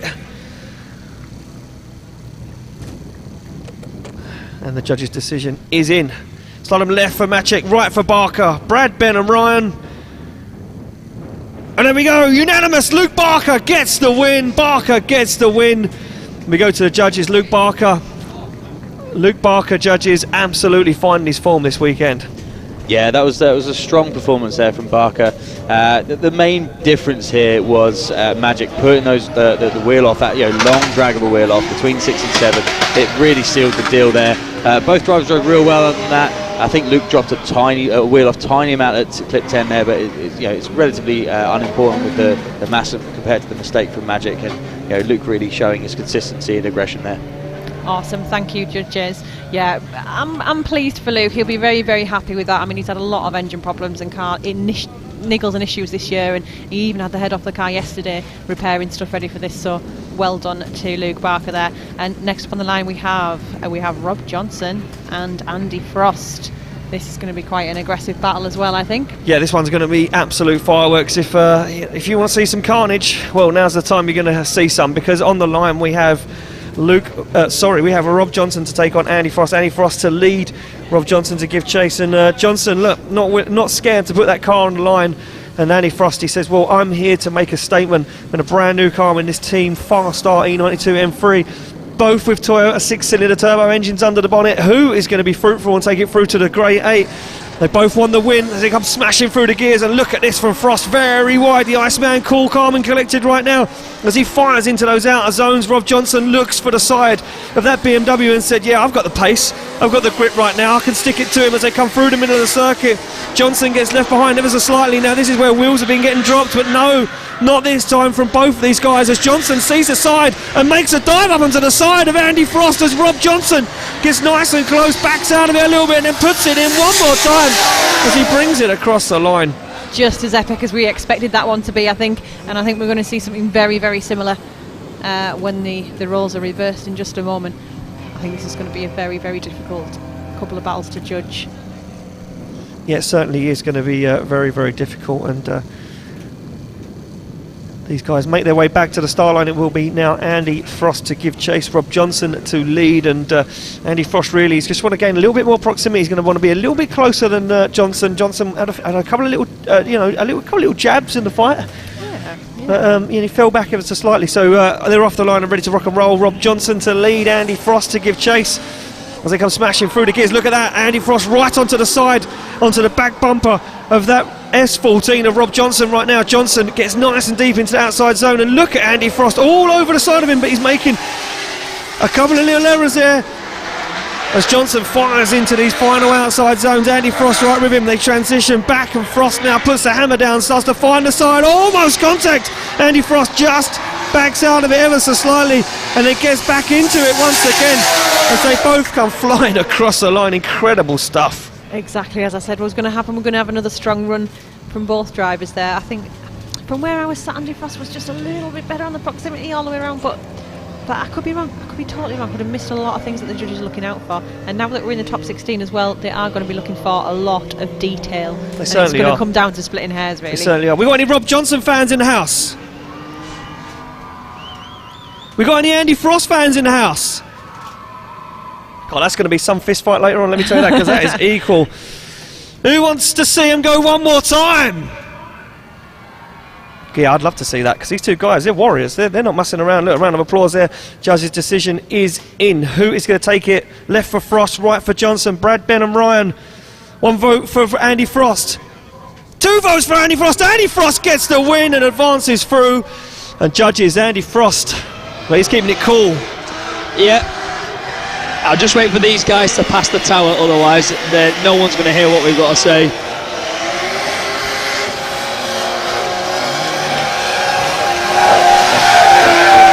Right, sorry about that, everybody. The first run we had as a 5-5, very even from both drivers, but on the second run Andy had way more proximity from clips 1 through to 4, and that gave the advantage to a 6-4 over the 5-5 earlier, so Andy Frost takes the marginal win. So there we go, Andy Frost gets the win. You were right, Sarah. I was right. I'm quite proud of myself. By 1 point as well. By 1 point. I know, and it's got to be close, hasn't it? That was got to be close, but well done both drivers there. On the line. This is a big one. This is a big one. Sarah can't even. Sarah can't even deal right now. So that's one half of the top 16 bracket done. We move it across to the other half of the top 16 bracket. First battle to go is a big one. Josh King to take on Chris Parnham. Chris Parnham sits on the line with a car battered and bruised, but a smile on his face. He's in the fight. He's having fun, and he says, I don't care about anything about the championship. And he looks across at Josh King and he says, mate, you're playing for it all right now. Everybody else is in the fight. if I can take you down, I've just upset the championship. They on the line, ready to rock and roll. Parnham's car, look at the state of it. He doesn't care. The team have looked here, they've said, just go out there and send it. Who cares? It works. They're off the line and ready to go. This means everything for King. Can King become the king this weekend as they come through the gears and fire into outside zone 1? Chris Parnham gets left ever so slightly there. Needed to dive a little bit harder, but now this is where the grip of those Foligno tyres come into play that Josh King's been working with all week with Martin Richards as they come flying down the highway to hell. Chris Parnham is nowhere to be seen right now, as Parnham's been lost in a cloud of smoke as Josh King smashes the hammer to the floor and drives away, and Chris Parnham not even in the fight. Unfortunately not. Chris Parnham there, just not on the pace with Josh King, but he was trying his very, very best. He did seem to sort of straighten up a little bit and lose it just before clip 9 there.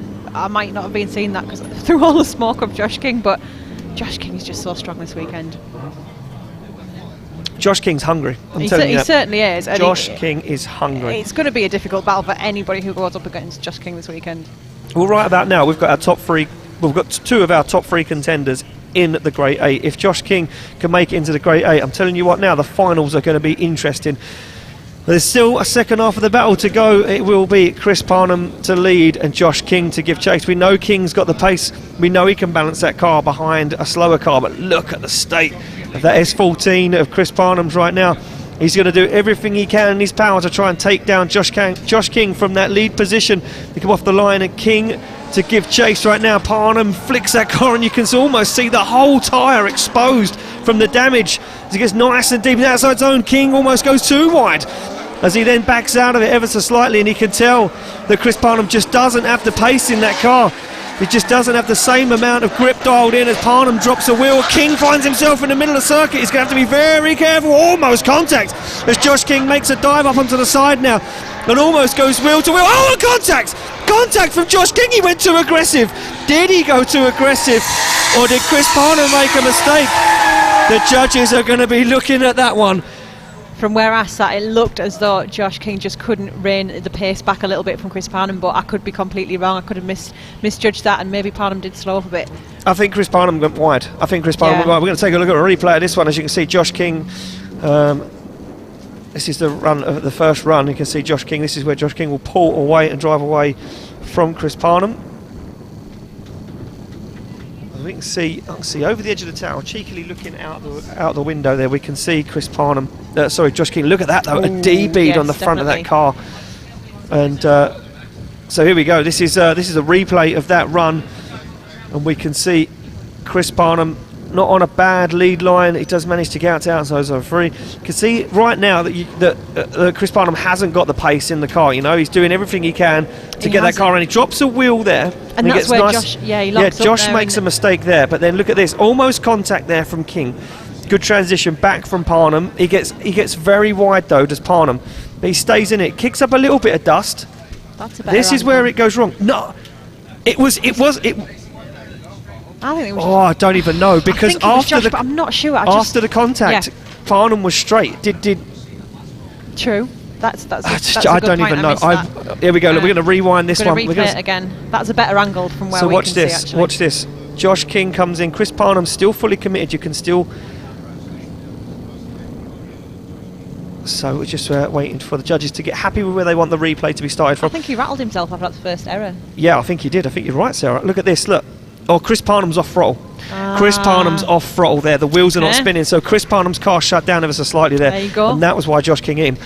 Look, I don't want to knock Josh King out of this. I don't want to sound influential, but I'm just trying to relay what I can see to you drift fans at home and here in attendance. And like I said, I've been doing this a few years now, so I know when to spot when someone isn't accelerating, Sarah. Yeah, you certainly do. And that's something I missed. So it's great because I'm really loving learning to look for these details and figure out what's actually happened. So I'm not sure if we're going to get Chris Parnham back, Josh King there. No, we don't. Josh King gets the win. Josh King gets the win. He doesn't make it. He goes back to the paddock. Unfortunately, Parnham out. Judges, was I right? Was Parnham at fault? Yeah, that's right. We wanted to slow that back, and Chris was off throttle, not drifting. The wheels weren't turning. Josh King had got nowhere to go. Yeah. So obviously, Josh ran into him because the lead driver had backed out the throttle due to running wide. So there we go. Yeah, I mean, look, I was right in that call, and yeah, I mean, such a shame. And Parnham would have known that. He probably would have said to the marshals as well. Yeah, look, I was off throttle. Yeah. There was nothing I could do.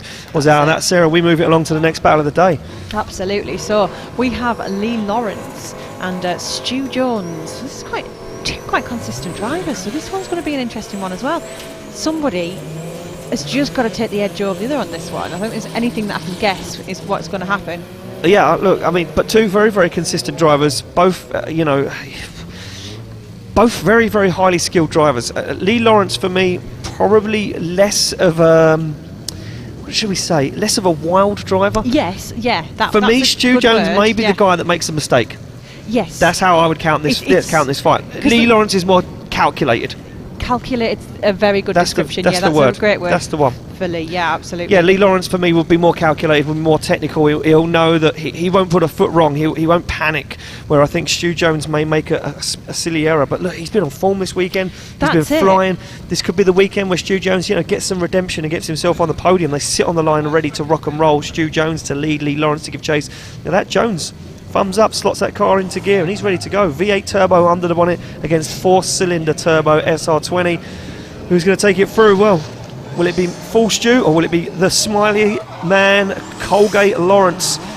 They come through into outside zone 2, and you can already see Stu Jones making some mistakes as he transitions nice and wide there. Lee Lawrence has once again found the side there of that car. No pace separation. Both cars equal in grip and power as they fire into the final outer zones, and you can see Lee Lawrence, I thought he was lost in the smoke. I thought he was going to make an error there as he backed out of it. Now this is where the pace starts to come into it for Stu Jones. He drives away from Lee Lawrence. Definitely, but you can't hold that against him if he hasn't got the pace. But he did stay on him all the way down until he got to that section where he could really use the power.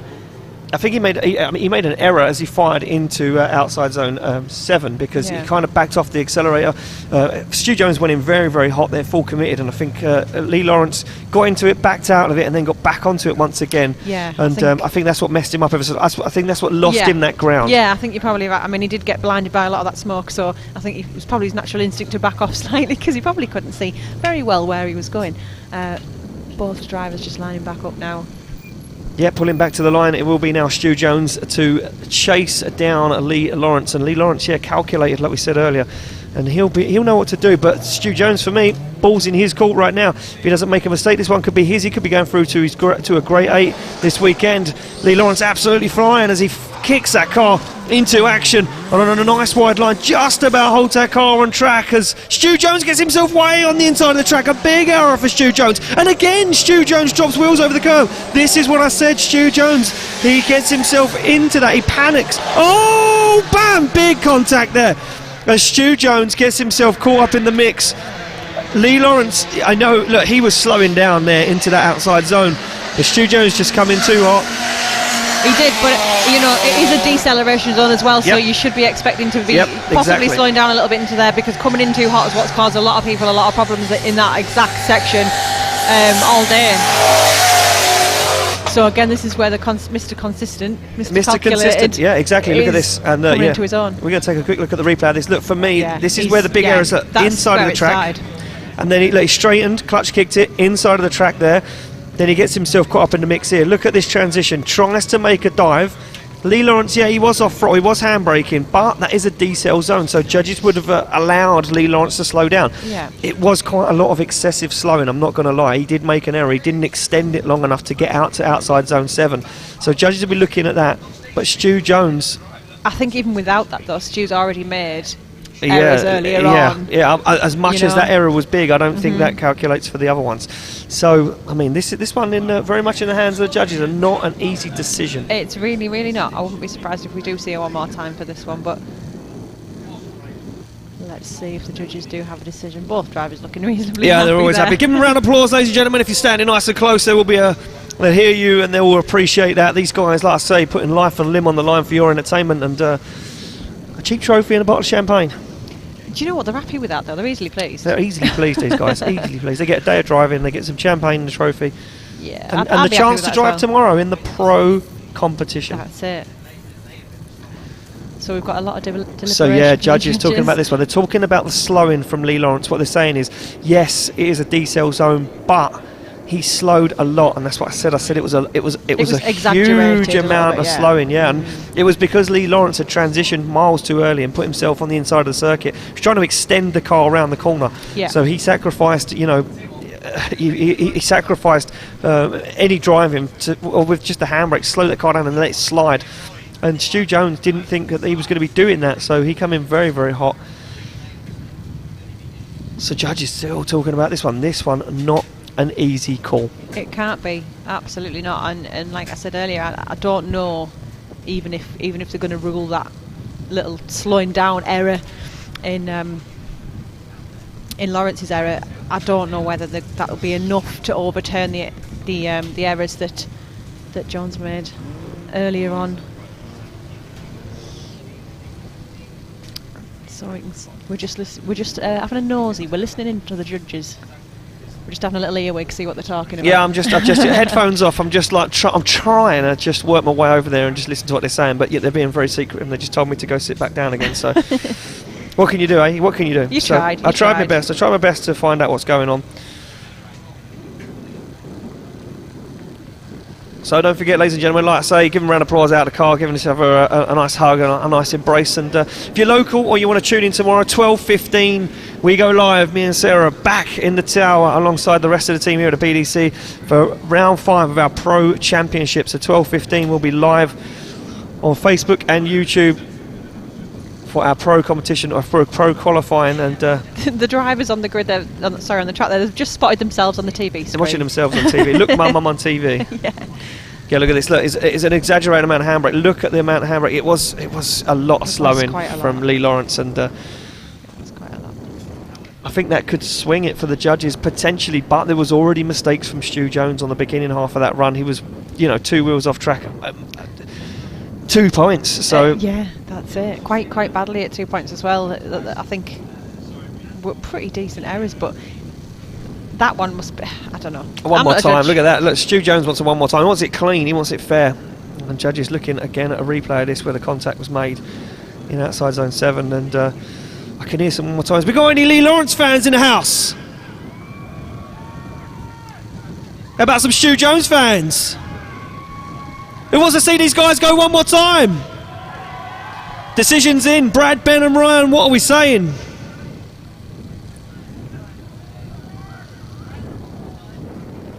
Oh, so we've got a one more time. Ben and Ryan. Oh, it's going to be a one more time. These guys are going at it again. Judges, we need to have a word with you. That one was not clean. Definitely not clean. Quite a few errors from both drivers. The reason why I wanted to watch the replay is Stewart's chase run. He had 2 wheels off the track between clips 1 and 4, and Lee slowed up as they've come around the corner, causing Stu to have to brake and slide out. So obviously we've got a one more time due to that.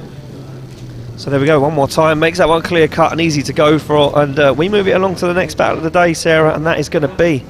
We've got Stephen Fitzgerald, who battled earlier on to get his car back into one piece after he had a really nasty off, ripping the entire, not only the wheel, the suspension, the drive shaft, everything off the back of his car earlier when he hit that little bit of concrete on initiation. So we didn't think he'd even get a chance to get back out. He is coming up to the line against one of my local homeboys, Ian Rutherford, who has been very, very strong all day, just kind of consistent, strong, he's confident. Yeah, he's looking good, he's looking very, very good. Yeah, and he's a seasoned pro, he knows what he's doing, he's got a lot of experience in the car. Fitzgerald pulls to the line in that repaired car. And a shout out to Darren Wiles, Paraslider, because he actually lent the drive shaft out of his car to Stephen Fitzgerald to get to the drive shaft out of his car to give to Fitzgerald. So look at that camaraderie in the pits from all of our drivers. They come off the line ready to battle. It will be Fitzgerald to lead and Ian Rutherford to give chase right now as they come through. Fitzgerald looking for some redemption after that crash earlier on. Can he get it against Rutherford as Rutherford fires that car in almost backwards but stalls it up and finds himself in the middle of the circuit now. Now he's going to have to work to get that car back on that qualifying line and find the side of that S15 of the Irishman as Fitzgerald comes flying into the outside zone. And Fitzgerald, the fastest man round this part of the circuit this weekend. You can hear him really working that car. Ian Rutherford not phased as he gets some smoke thrown in his face. He starts to lose some ground as Fitzgerald smashes away across the finish line. Amazing action from both drivers. We knew this would be a really, really entertaining battle. You've got two quite different drivers as well. Stephen Fitzgerald's a lot more aggressive than Ian Rutherford is. You tend to find that though with the Irish contingent that come over. They just absolutely send it. Yeah, I mean, look, their driving style is very, very aggressive, and I think that's just certainly from years and years of the small technical circuits where they have to be but aggressive yeah, and the gripped up cars. So it pays off though. It certainly does. So, got a quick shout out to Jay Nev. Yeah. It's one of the mechanics at Slide Motorsport. Happy birthday to you. Oh, happy birthday. So we'll be all having a beer. Oh, he's going to buy all the beers later, apparently, so awesome. Sounds good. Off the line, though, Ian Rutherford now to lead out Stephen Fitzgerald for a spot in the Grade 8 awaits. Who's going to take it through? Fitzgerald, we know, has got the pace. Can he keep himself dialed in right now as he flicks that car up onto the side of Ian Rutherford's S13? And look at this from Fitzgerald. Stalls the car up and gets back into it again. Fitzgerald giving Rutherford some room to manoeuvre down the highway as he fires it up onto the side. Nice job from Fitzgerald as he's door-to-door, almost contact. Fitzgerald, he's not messing around right now as he gets back onto the back bumper of Ian Rutherford. He makes another dive as Fitzgerald pushes Rutherford across the line. Wigan makes some noise. Pure 100% commitment from Fitzgerald there. I would have said this is pretty close, but that proximity from Fitzgerald was just 100% commitment. Do you know what, Fitzgerald, he broke that car earlier on. He went back into the paddock and his crew and everyone around him said, well, look, you can't do any more than that. You might as well just go out and put it all on the line. And I tell you what, right now, Stephen Fitzgerald just left nothing in that battle. If that was a statement, if that's a man saying, look, I will come here and I will mess your championship up, that's the one right now. Because I tell you what, if he gets the win, he will face off against Josh King for the final four. That could change the face of the championship right now. They're down there. Show your appreciation as the scores drop in from our judges. Who's going to take it through to the final four? Will it be Fitzgerald? Will it be Rutherford? Left for Fitzgerald, one. Right for Rutherford. We've got it one more time.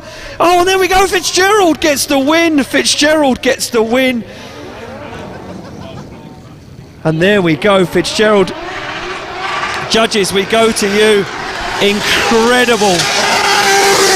Incredible drive from Stephen Fitzgerald, who looks like he's a man possessed.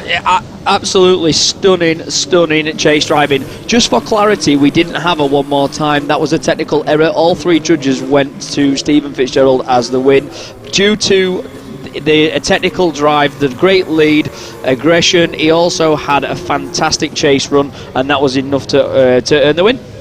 So there we go, and I'm getting confused. I'm already looking at the final four. What I'm saying is that if Josh and Fitzgerald win their next battle, they'll actually meet in the final four. Yeah, that was what it was going to be.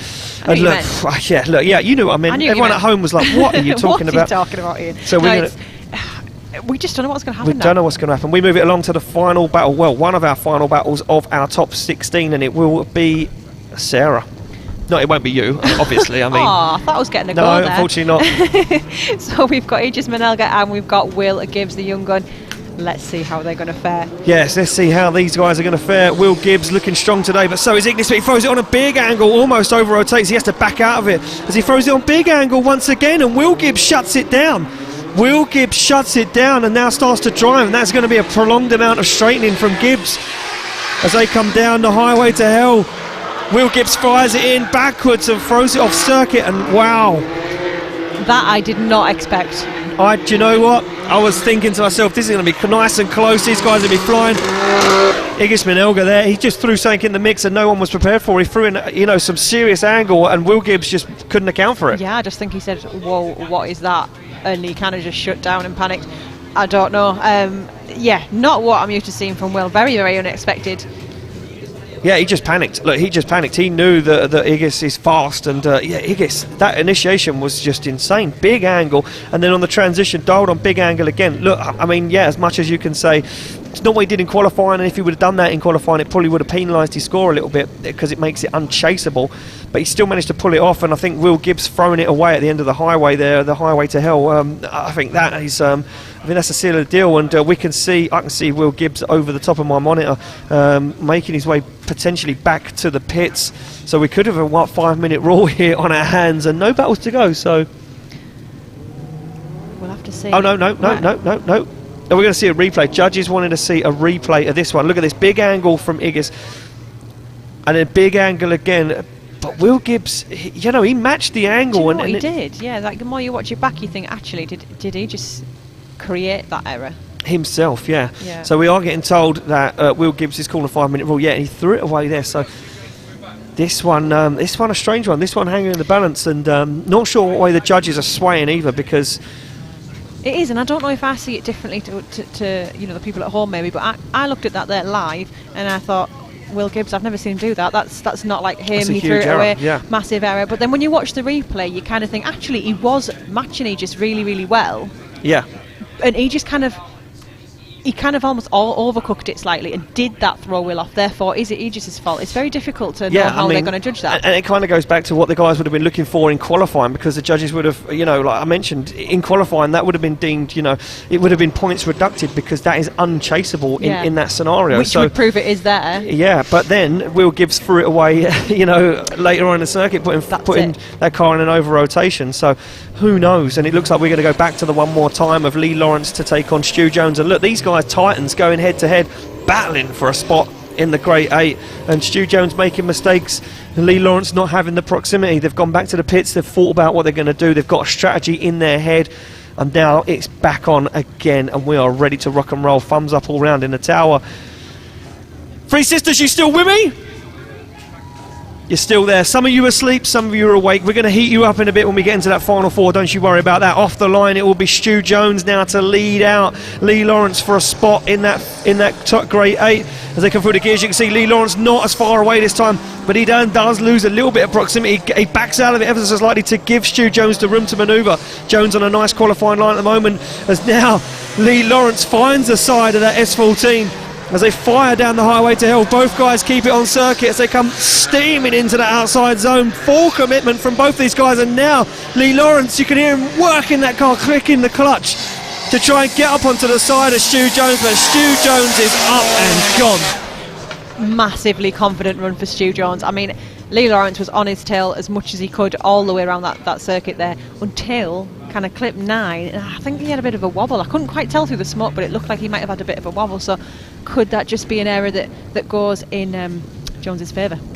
Yeah, I mean, who knows? Yeah. Who knows? We're tired of guessing because we don't get it right. We get some right. We get 5 out of 10 right, and then the rest we get wrong. It's good to guess. It's good to have an assumption. It's good to try and everyone else out there is going to be doing the same thing. They're going to be wondering. Everyone's got their fans as well. Everyone's got their fan drivers. Absolutely. So these guys pull back up to the line. It now will be Stu Jones to give chase and Lee Lawrence to lead. And off the line they come. Lee Lawrence is going to fire through. He's going to try and drive away from Stu Jones, but he knows Stu Jones has got that pace. They fire into the outside zone. You can see Lee Lawrence on that throttle nice and early, trying to put all that power down and get away. And Stu Jones sticking to that qualifying line. He's not making that same mistake again. He doesn't want to put wheels off the circuit, but he drops one wheel on that outside zone clipping point. And look at Lee Lawrence absolutely flying this time. Can Lawrence now pull away from Stu Jones, or will Stu Jones use the power and grip in that X14 to get up onto the door? No proximity yet, but here he comes, and Stu Jones makes a dive up onto the side across the line. Fantastic dive from Jones at the end there. I don't know if that's enough to just tip that in his favour for that chase run, but it could be. The rest of the run looked, again, it must be very, very hard to judge with both of these drivers. Yeah, look, that was close. That was close, and I think for me personally, I think the dive from Stu Jones up onto the door of Lee Lawrence was just enough maybe to seal the deal. Very, very good driving from both those guys. Absolutely on form all weekend, and it's going to be a shame to send one of them home, but one of them has got to go home. As they pull up in front of you, show your appreciation, Wigan. We got the decision. The decision is in from our judges as they input their scores into the system. Who is it going to be taking the win? Slide them left for Stu Jones, right for Lee Lawrence, Brad Benham, Ryan. 1 vote for Stu Jones, 2 votes for Stu Jones. Jones gets the win and advancing through. And judges, just the dive and the last turn sealing the deal. Yeah, Ian, that's right. A fantastic chase run from Stu Jones. Very clever to leave a bit of space with Lee so he can catch up, but a really, really strong lead run from Stu, which was enough to carry the points to give him the win. So there we go, Stu Jones getting the win, advancing through. And Lee Lawrence bows out of competition.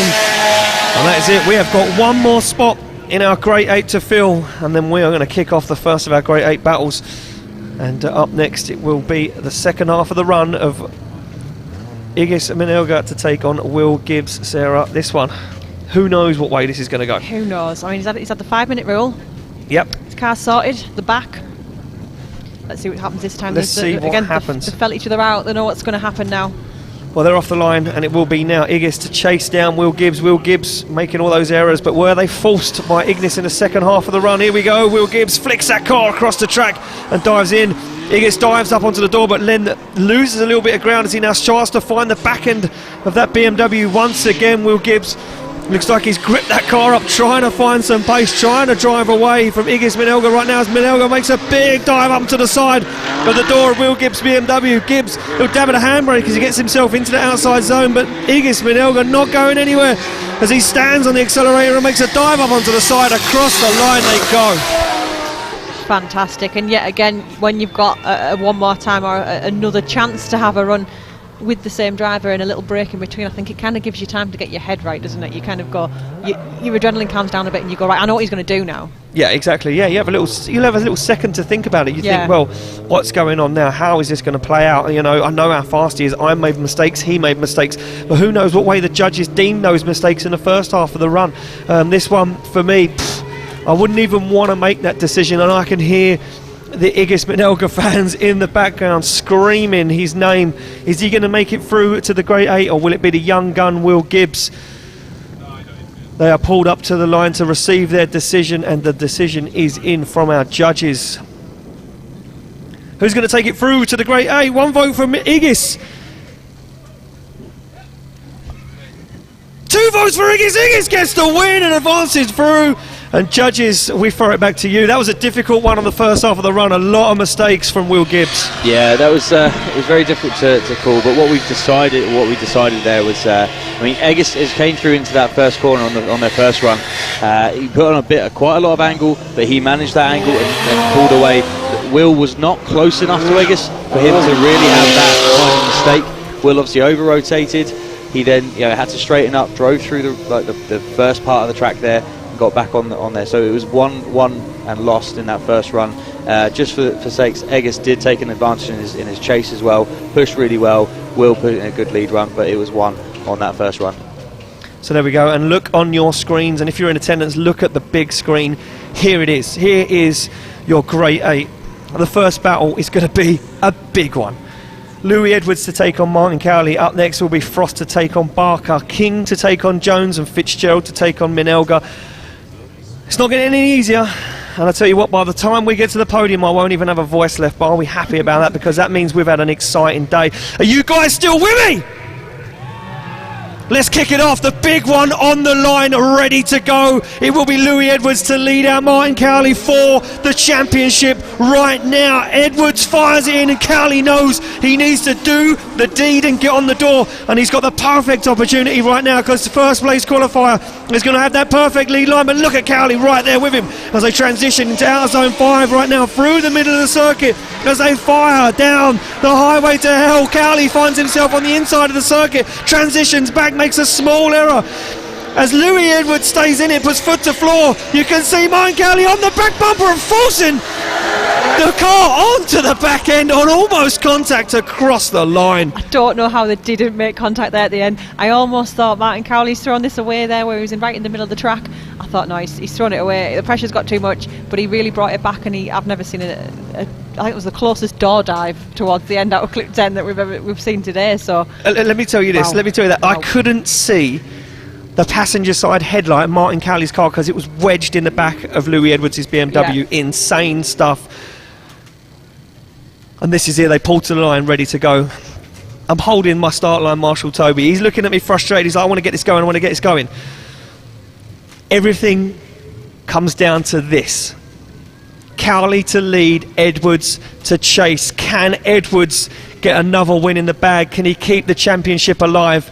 Can Cowley do it this weekend? Can he move into first place in the championship? I can see his girlfriend, I can see his team across the stand from me. Ladies and gentlemen, Wigan, get on your feet, get ready to cheer. They're off the line. It's Cowley to lead, Edwards to give chase as they fire into outside zone 1. Edwards is right with Cowley right now. Cowley puts the foot down, trying to smoke out Louis Edwards, but Edwards knows the tactics. He's still with the back bumper of that S14 as they come through the outer zones. Edwards is still with him. No messing around, and a big dive from Louis Edwards as they come into outer zone 8 and 9. And look at Louis Edwards. He's not messing around. He's going to sacrifice the line to gain proximity, but Cowley puts the hammer down and drives away across the line. Wigan makes some noise. That was as close as I thought it was going to be. I'm almost speechless. I can't even describe what we've just I'm going to be speechless. Yeah, you are, because you're getting very excited, Dean.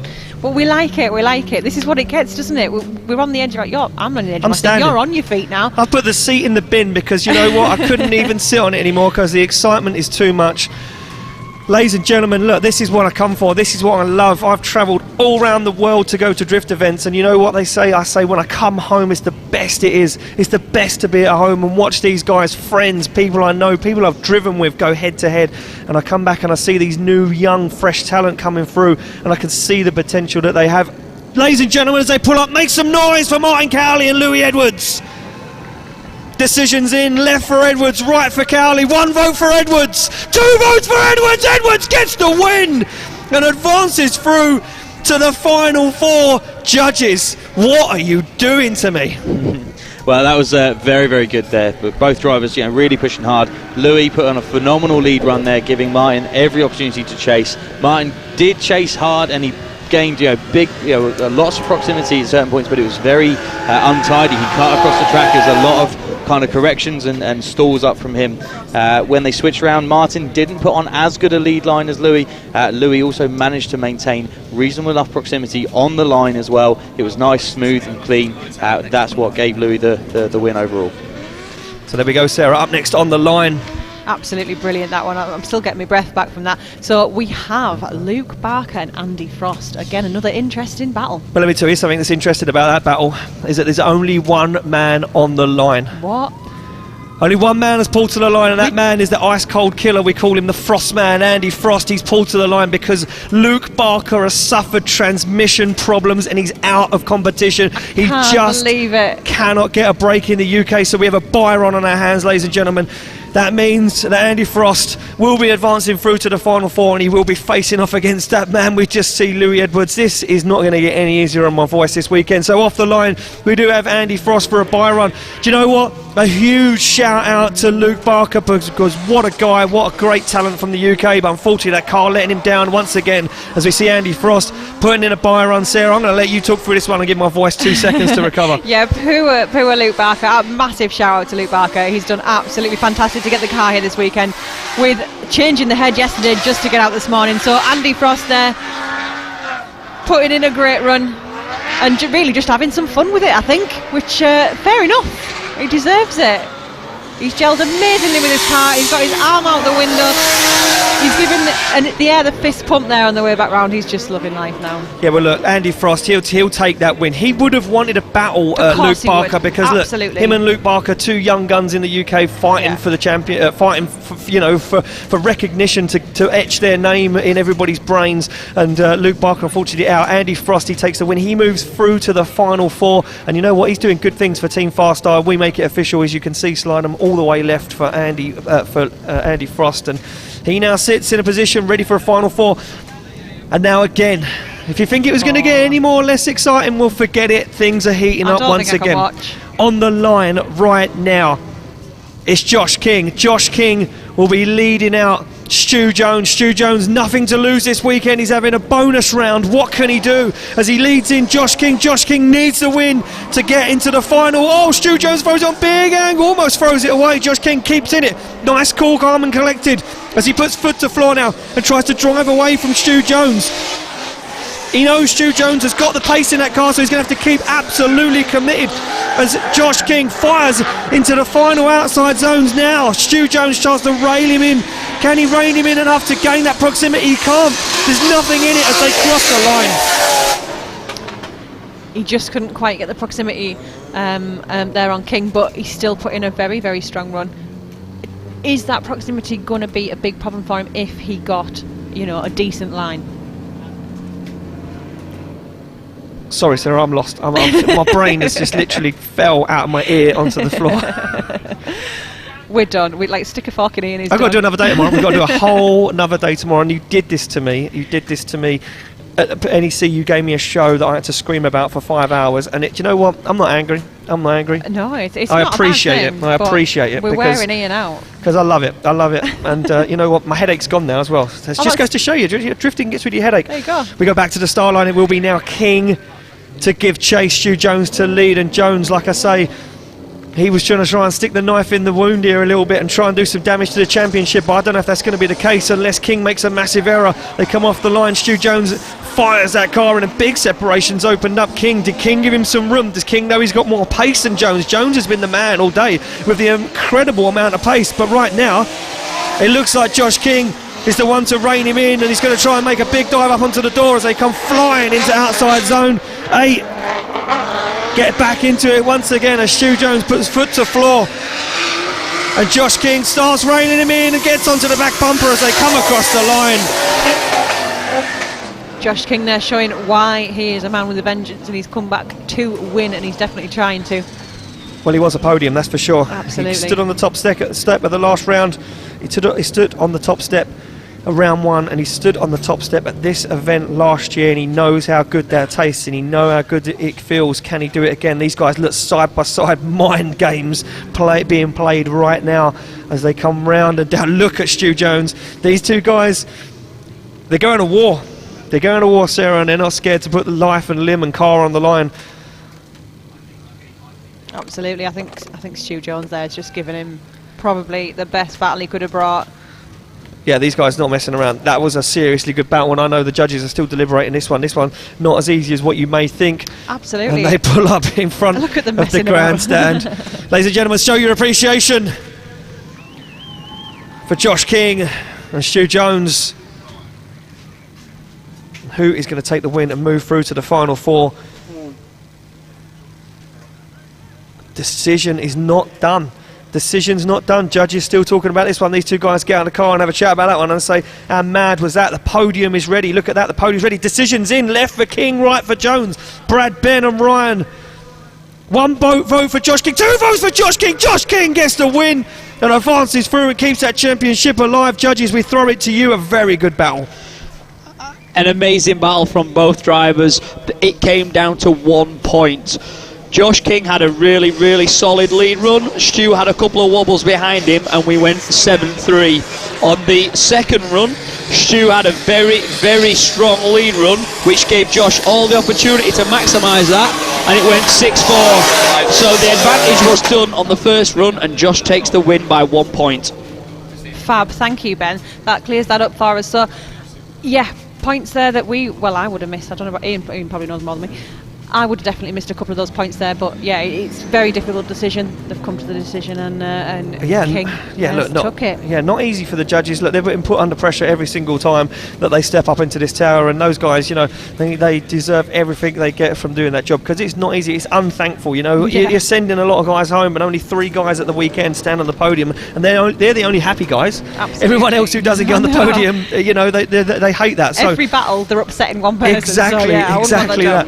We move it along back to the line, and this one, another big one. We've got Stephen Fitzgerald and Ignis Menelga now to take each other on. And this one, look, no championship in this for either guy right now. Fitzgerald has said, look, I've done all the damage I can to the car. The car was in bits earlier on. If I can finish in the final 4 tonight, that means I get to drive with some friends tomorrow.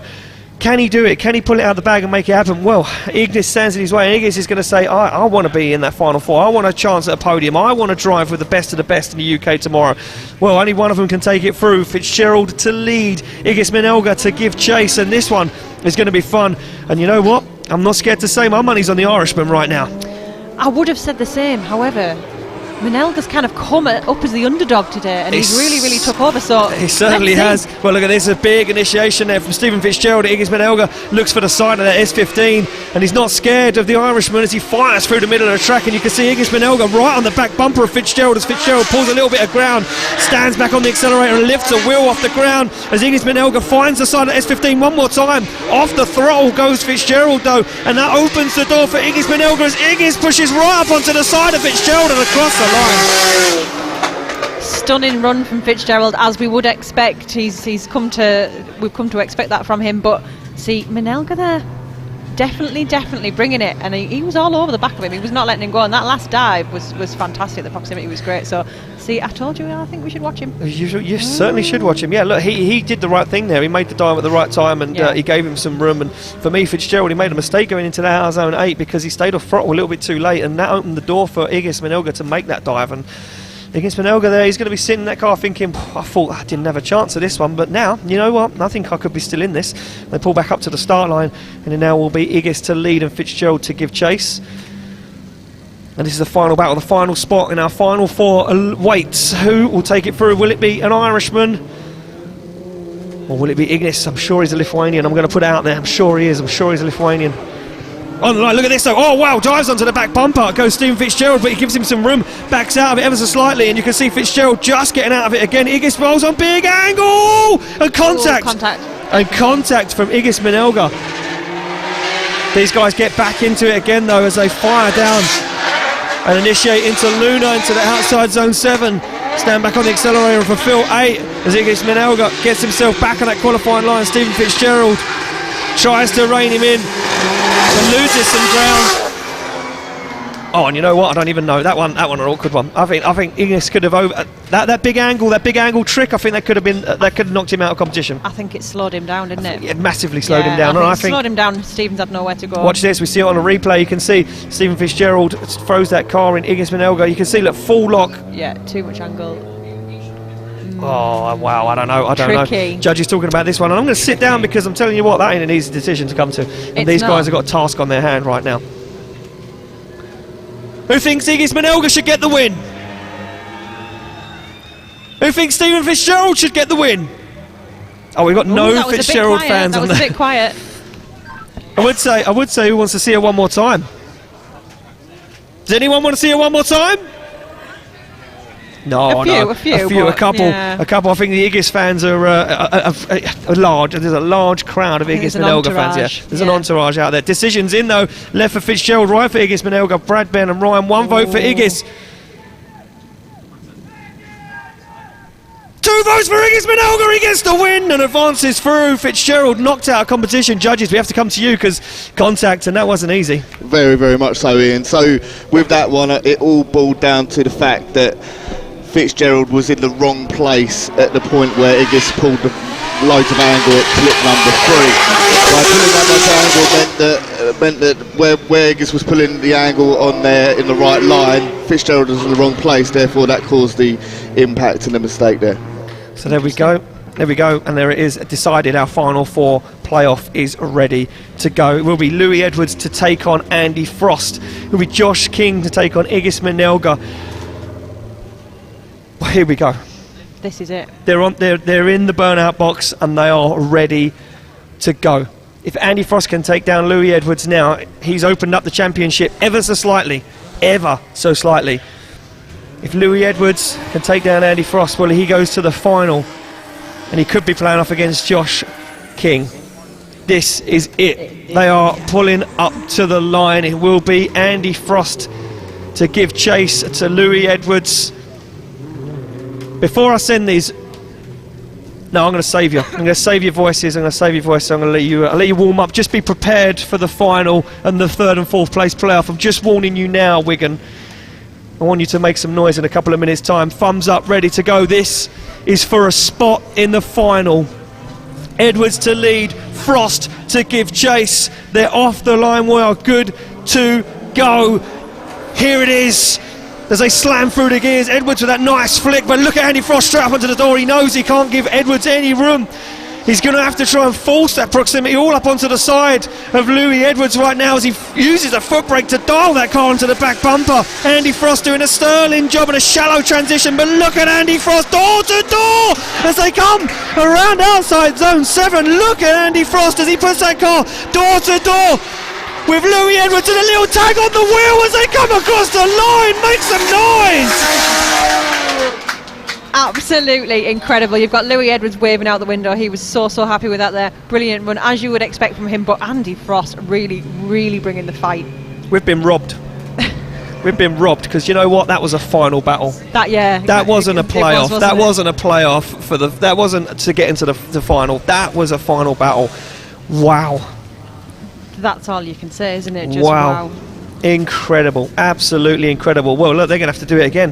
They're going to have to do it all over again. They pull back to the line. Louis Edwards this time to give chase. Andy Frost to lead, and you can see those cars sitting there dialed, ready to rock and roll. They get the thumbs up. Here we go. Edwards to give chase. Can he do it again? Can he get himself further on in competition, or is this the end of the road? Can Frost make it a golden weekend as he fires that car in? Big initiation from Frost as he carries lots of pace down, but Edwards is with him. Edwards looks for the back bumper of that E92 BMW. Oh, and Edwards Frost drops wheels as Edwards takes the opportunity to dive up onto the side. They come through the middle of the circuit, and Andy Frost looks shook as Edwards finds the side of the E92 once again, and Edwards now's got the base. Edward has the base as Andy Frost puts foot to floor, but Edwards is on the back bumper as they come across the line. Ian, I think you need to calm down. You're going to have no voice left in a minute. We have to sit down a minute. You're going to have to calm yourself sit down. down. A minute. Unbelievable. We knew these guys were going to be a massive hot battle to watch, but that is just out of this world, isn't it? I mean, Andy Frost is absolutely bringing his A game. Can I just point something out to everybody who's watching online and everybody here in attendance and anyone who's ever watched drifting ever? This is a Pro-Am Final Four. This is apparently Pro-Am. Apparently these guys are like amateur drivers. Let me tell you, the Am bit, we need to just quickly rip that out and throw it in the bin, because that was a pro battle right there. That was the best of the best. Wigan, as they pull up there to receive their decision, make some noise!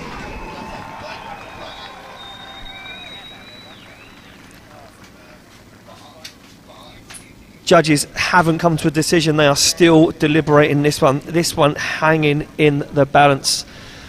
I'm gonna just do this. I'm gonna quickly take a look at the tent. Have we got any Louis Edwards fans in the house?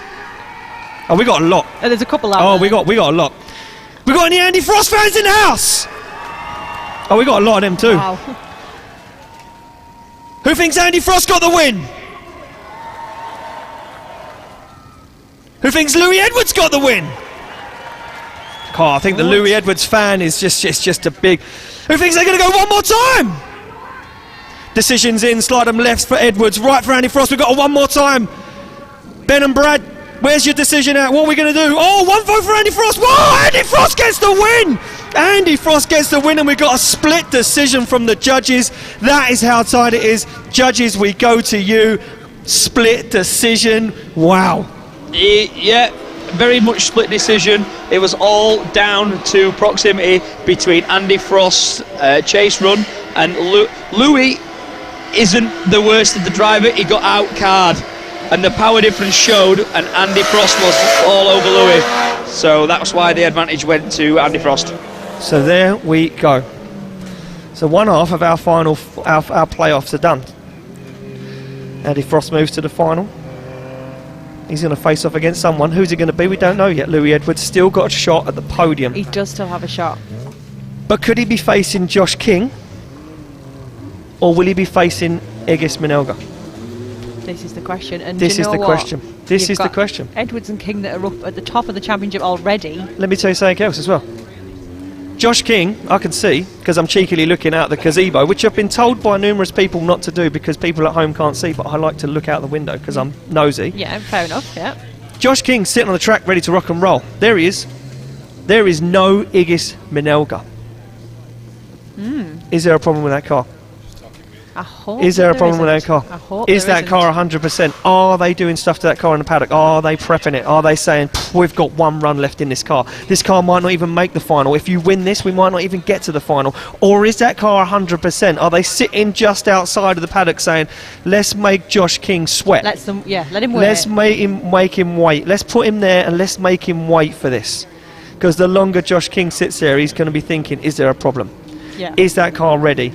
Have I got this? He knows Frost just beat Louis Edwards, so he says to himself, look, I need to win this battle. I need to battle Frost for the final, because whatever, even then I gain more points over Louis and I could take the championship today. He really, really could, and This all comes down to it. It's all now. Well, look, let me tell you, down to now. Igis Minelga has pulled up onto the circuit. He's just chatting to our start line marshals, and then he'll be walked out into the tyre warming zone. Here we go. Josh King, Team Fast Star, sits on the line ready to take on Igis Minelga. 650 horsepower, straight 6 turbo to take on a 600 horsepower V6 twin turbo. BMW versus Nissan. Well, two evenly matched chassis, two evenly matched drivers. This one's going to come down to who will make the lesser mistakes.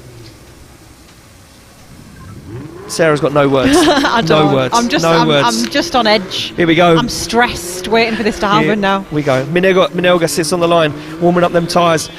Josh King sits there looking in the rearview mirror, says, come on buddy, let's do this. Just get to the line, let's rock and roll, let's party, let's get this show on the go. When they pull up, here we go. Wigan, are you ready? Here we go, we get the thumbs up all around and they are good to go. It will be Igis to chase down King. And Josh King needs this. 2 thumbs up and they are good to go. Here we go, Josh King to lead, Igis Minelga to give chase. They come around through the pace cones and smash through the gears and down, and a big flick initiation from Josh King as he gets that car absolutely dialed and on the throttle nice and early. Igis Minelga trying to hunt him down on a very good line is Josh King right now as he comes into outside zone 4 and through that front clipping point and carrying some serious amount of pace right now. Josh King almost off the edge of the circuit as Igis Minelga balances that car perfectly before dropping wheels, and now King puts the hammer down and starts to drive away as he pulls it across the line. There is no answer from Igis Minelga. Absolutely not. Josh King has just pulled completely away from him in the second half of the circuit there. Minelga just couldn't seem to put any more out of the bag to catch up with him. Well. Is Josh going to be able to stick on the back door of Minelga when it's the other way around? Well, I tell you what, we shall soon find out. it looks like he's got the pace, it looks like he's got the drive inside the car, and you know what, Josh King's in the zone. He's absolutely dialed, and he said earlier in that interview he's only come for one thing, and that's the championship, and that's to win, that's to stand on the podium. He stood on the top step of the podium twice this year. Can he do it again? Well, he's got to go through Minelga first. Minelga now leads. He's been throwing in those awkward, wild angle transitions. Is it going to mess up King, or is King going to be too prude to know? He's going to be dialed in. He's going to know what's going on as they fire it in. Look at this King. It gives Minelga some room to manoeuvre now as Minelga puts the foot down and tries to drive away from Josh King. He knows he's got the pace, and he knows that King can rein him in at any moment right now as they come through the centre of the circuit. Josh King transitions back. They fire it into the final outside zones, and Josh King absolutely flying now, uses the grip to dial that proximity in. Big clutch kick from King as he makes a big dive up onto the side. On the back bumper he goes as they come across the line. Wow, definitely King was giving him a little bit of room there. Obviously we've seen Minelga has some quite good angles, so I think he was giving him some room to just see what he did, but he reined him in. I think that's going to come down to proximity. I think that's been the tale of this weekend. I think the tale of this weekend has been, if you've not got that proximity, if you give that room to that lead car and you let them drive away, that is it. Look at that as Josh King pulls up alongside Igis Minelga, giving him the thumbs up. And these guys having a bit of a laugh between each other as they make their way back round. And yeah, I think that's going to be the tale of the weekend. I think that proximity could be the killer for Igis Minelga. I think he just didn't have it. He just didn't have the grip. He just couldn't get up onto the door of Josh King. They pull up there. Wigan makes some noise. Josh King, Igis Minelga. Josh King did one as he was running his magic new tyres. So he certainly is. And I tell you what, the grip he needed. If Martin Richards is watching right now, he'll be screaming at his TV for Josh King to win. We wait for the decision to come in from our judges. Who is going to take it through to the final to face Andy Frost? Who is going to go into the 3rd and 4th place playoff to face Louis Edwards? Oh, and it looks like Igis Minelga might have a problem with that car. Can it even make the next battle? If he wins this one in the final, could he even make it through? Decisions in. Left for King, right for Minelga. 1 vote for King. 2 votes for King. Josh King gets the win and advances through. Igis Minelga fails to beat Josh King and falls back into the 3rd and 4th place playoff against Louis Edwards. It's going to be a serious battle. Judges, I'm guessing I've been pretty good at guessing today. It's going to come down to proximity, right? Yeah, so a big part of that was proximity, but towards Eggis's lead run, at the end of it, he did have a fair straight in there, which kind of dropped him back on any points. But Josh actually did have quite a strong advantage from that point anyway. So there we go. Josh King gets the win, advances through. He goes into the final to face off against Andy Frost. And you know what? I think I'm just going to throw this out there. If you're thinking about how the championship now lies, I think with the points that Louis Edwards got from first place qualifier and the points that Josh King has got from coming second, I reckon the first place is either going to be tied, or it's going to be a matter of points between them. And I mean like 2 or 3. Yeah, exactly. Because that is how close it is. Cowley went out at grade 8, so he's still got a lot of points. This championship, ladies and gentlemen, if you thought it was done and dusted this weekend, forget about it. We're going to Buxton, and this one's going to go off. So we are ready to go rock and roll of our final 4, almost. But first, we're going to head down to a man on the ground, Matt House. Louis Edwards just getting knocked out by Andy Frost in that last battle. How are you feeling? Oh, good. It was a good battle. Fair win to him. I tried my best, just wasn't quite enough. I mean, it's absolutely incredible that you could still stick with him. Obviously, with the comparison between the 2 cars, it just shows your driving talent. It's just incredible. I mean, both of you was driving amazingly out there. Yeah, it's kind of the car difference is quite big, but you just gotta send it straight at his door, try and keep up. But obviously he discluded to me, so it's fair. Great driving, man, and looking forward to seeing some more from you in the following battles. Thank you. So there we go, ladies and gentlemen, a word with Louis Edwards, and you know what? He's looking cool, calm, and he's humble, isn't he? He's looking too chilled out for a man that is almost ready to battle 3rd and 4th place playoff. We're obviously waiting. Iggis Manelga has gone back to the pits to change the tyres, refuel, see if there was anything wrong with that car, because we did see him get out and take a little glance under the back end of that car. So he was. Fingers crossed, that car's ready to rock and roll. And in a few moments' time, we'll be ready to kick off the 3rd and 4th place playoff here at the round 5 2019 British Drift Championship. Don't forget, tickets on sale now for the final 3-day event. And do you know what? I mean, as harsh as this sounds, you know, I shouldn't really say it, but I'm trying to persuade everyone not to live stream the Sunday, so that you guys actually have to come out your houses, visit Buxton, and watch somebody take away a BDC 2020 entry and 50 tyres. That's so if you win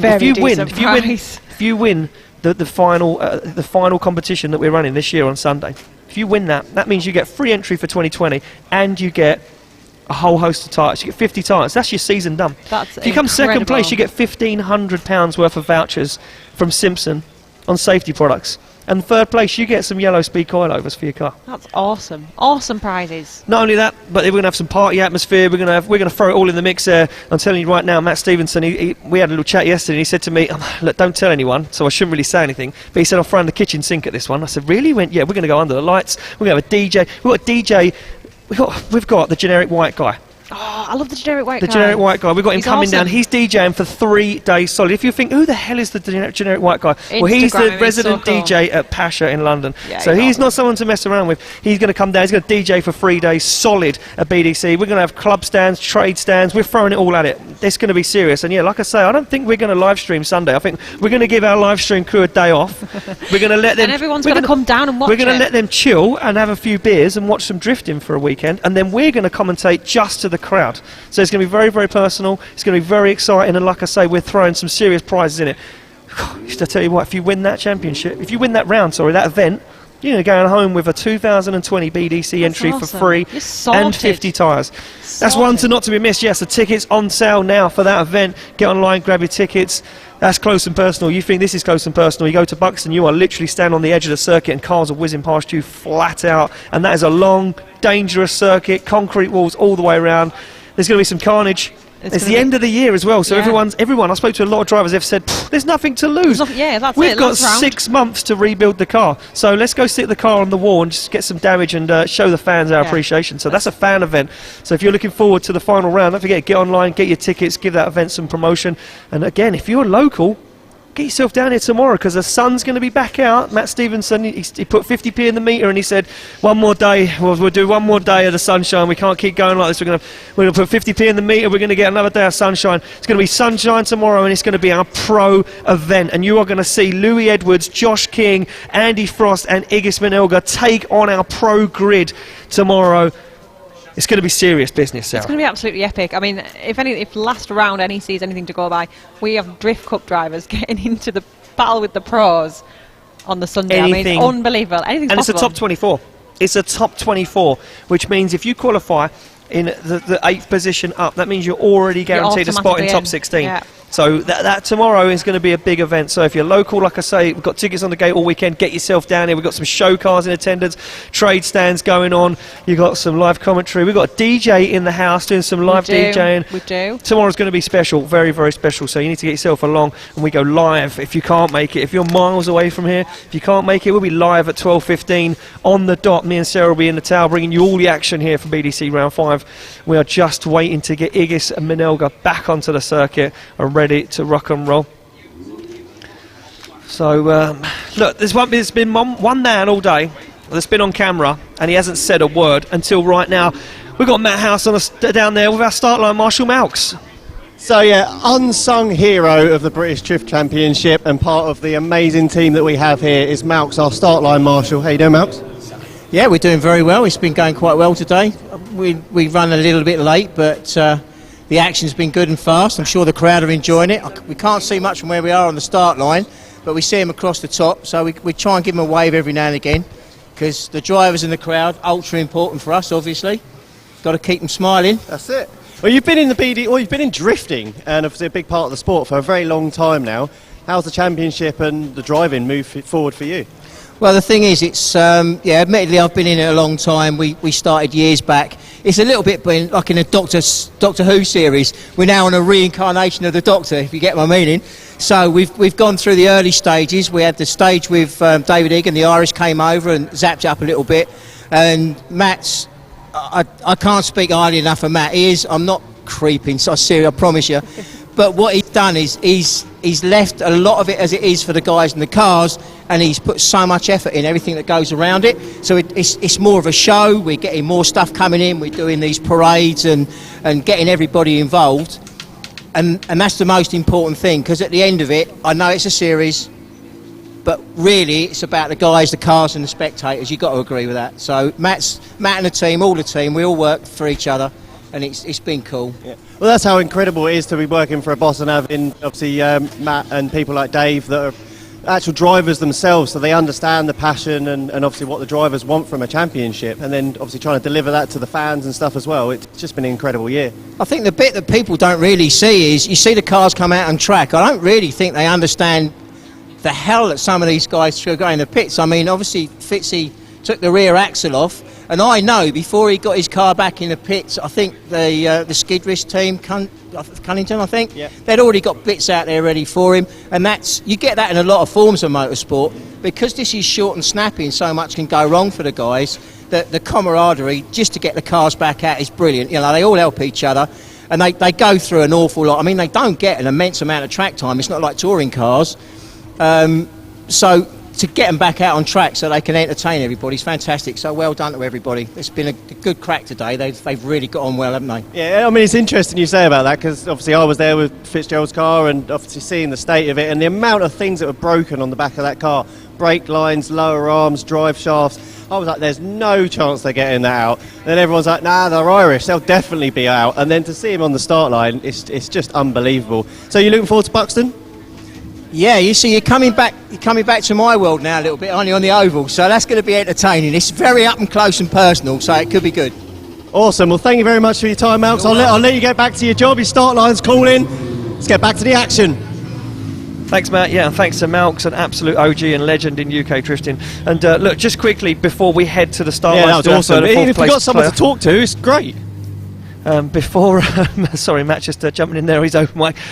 Before we get to the start line to do this third and fourth place playoff, Matt Stevenson, the owner of the British Drift Championship, just come up to me and said, I just want to throw this out there. I've just had, I think I've banged my head quickly getting up onto the trailer, he said, but I've just had an idea. He said, if you want to drive on the Sunday, which is the all-comers event for the final round at Buxton, if you want to drive, you said, I'm going to do this, I'm going to throw it out there, anyone can drive.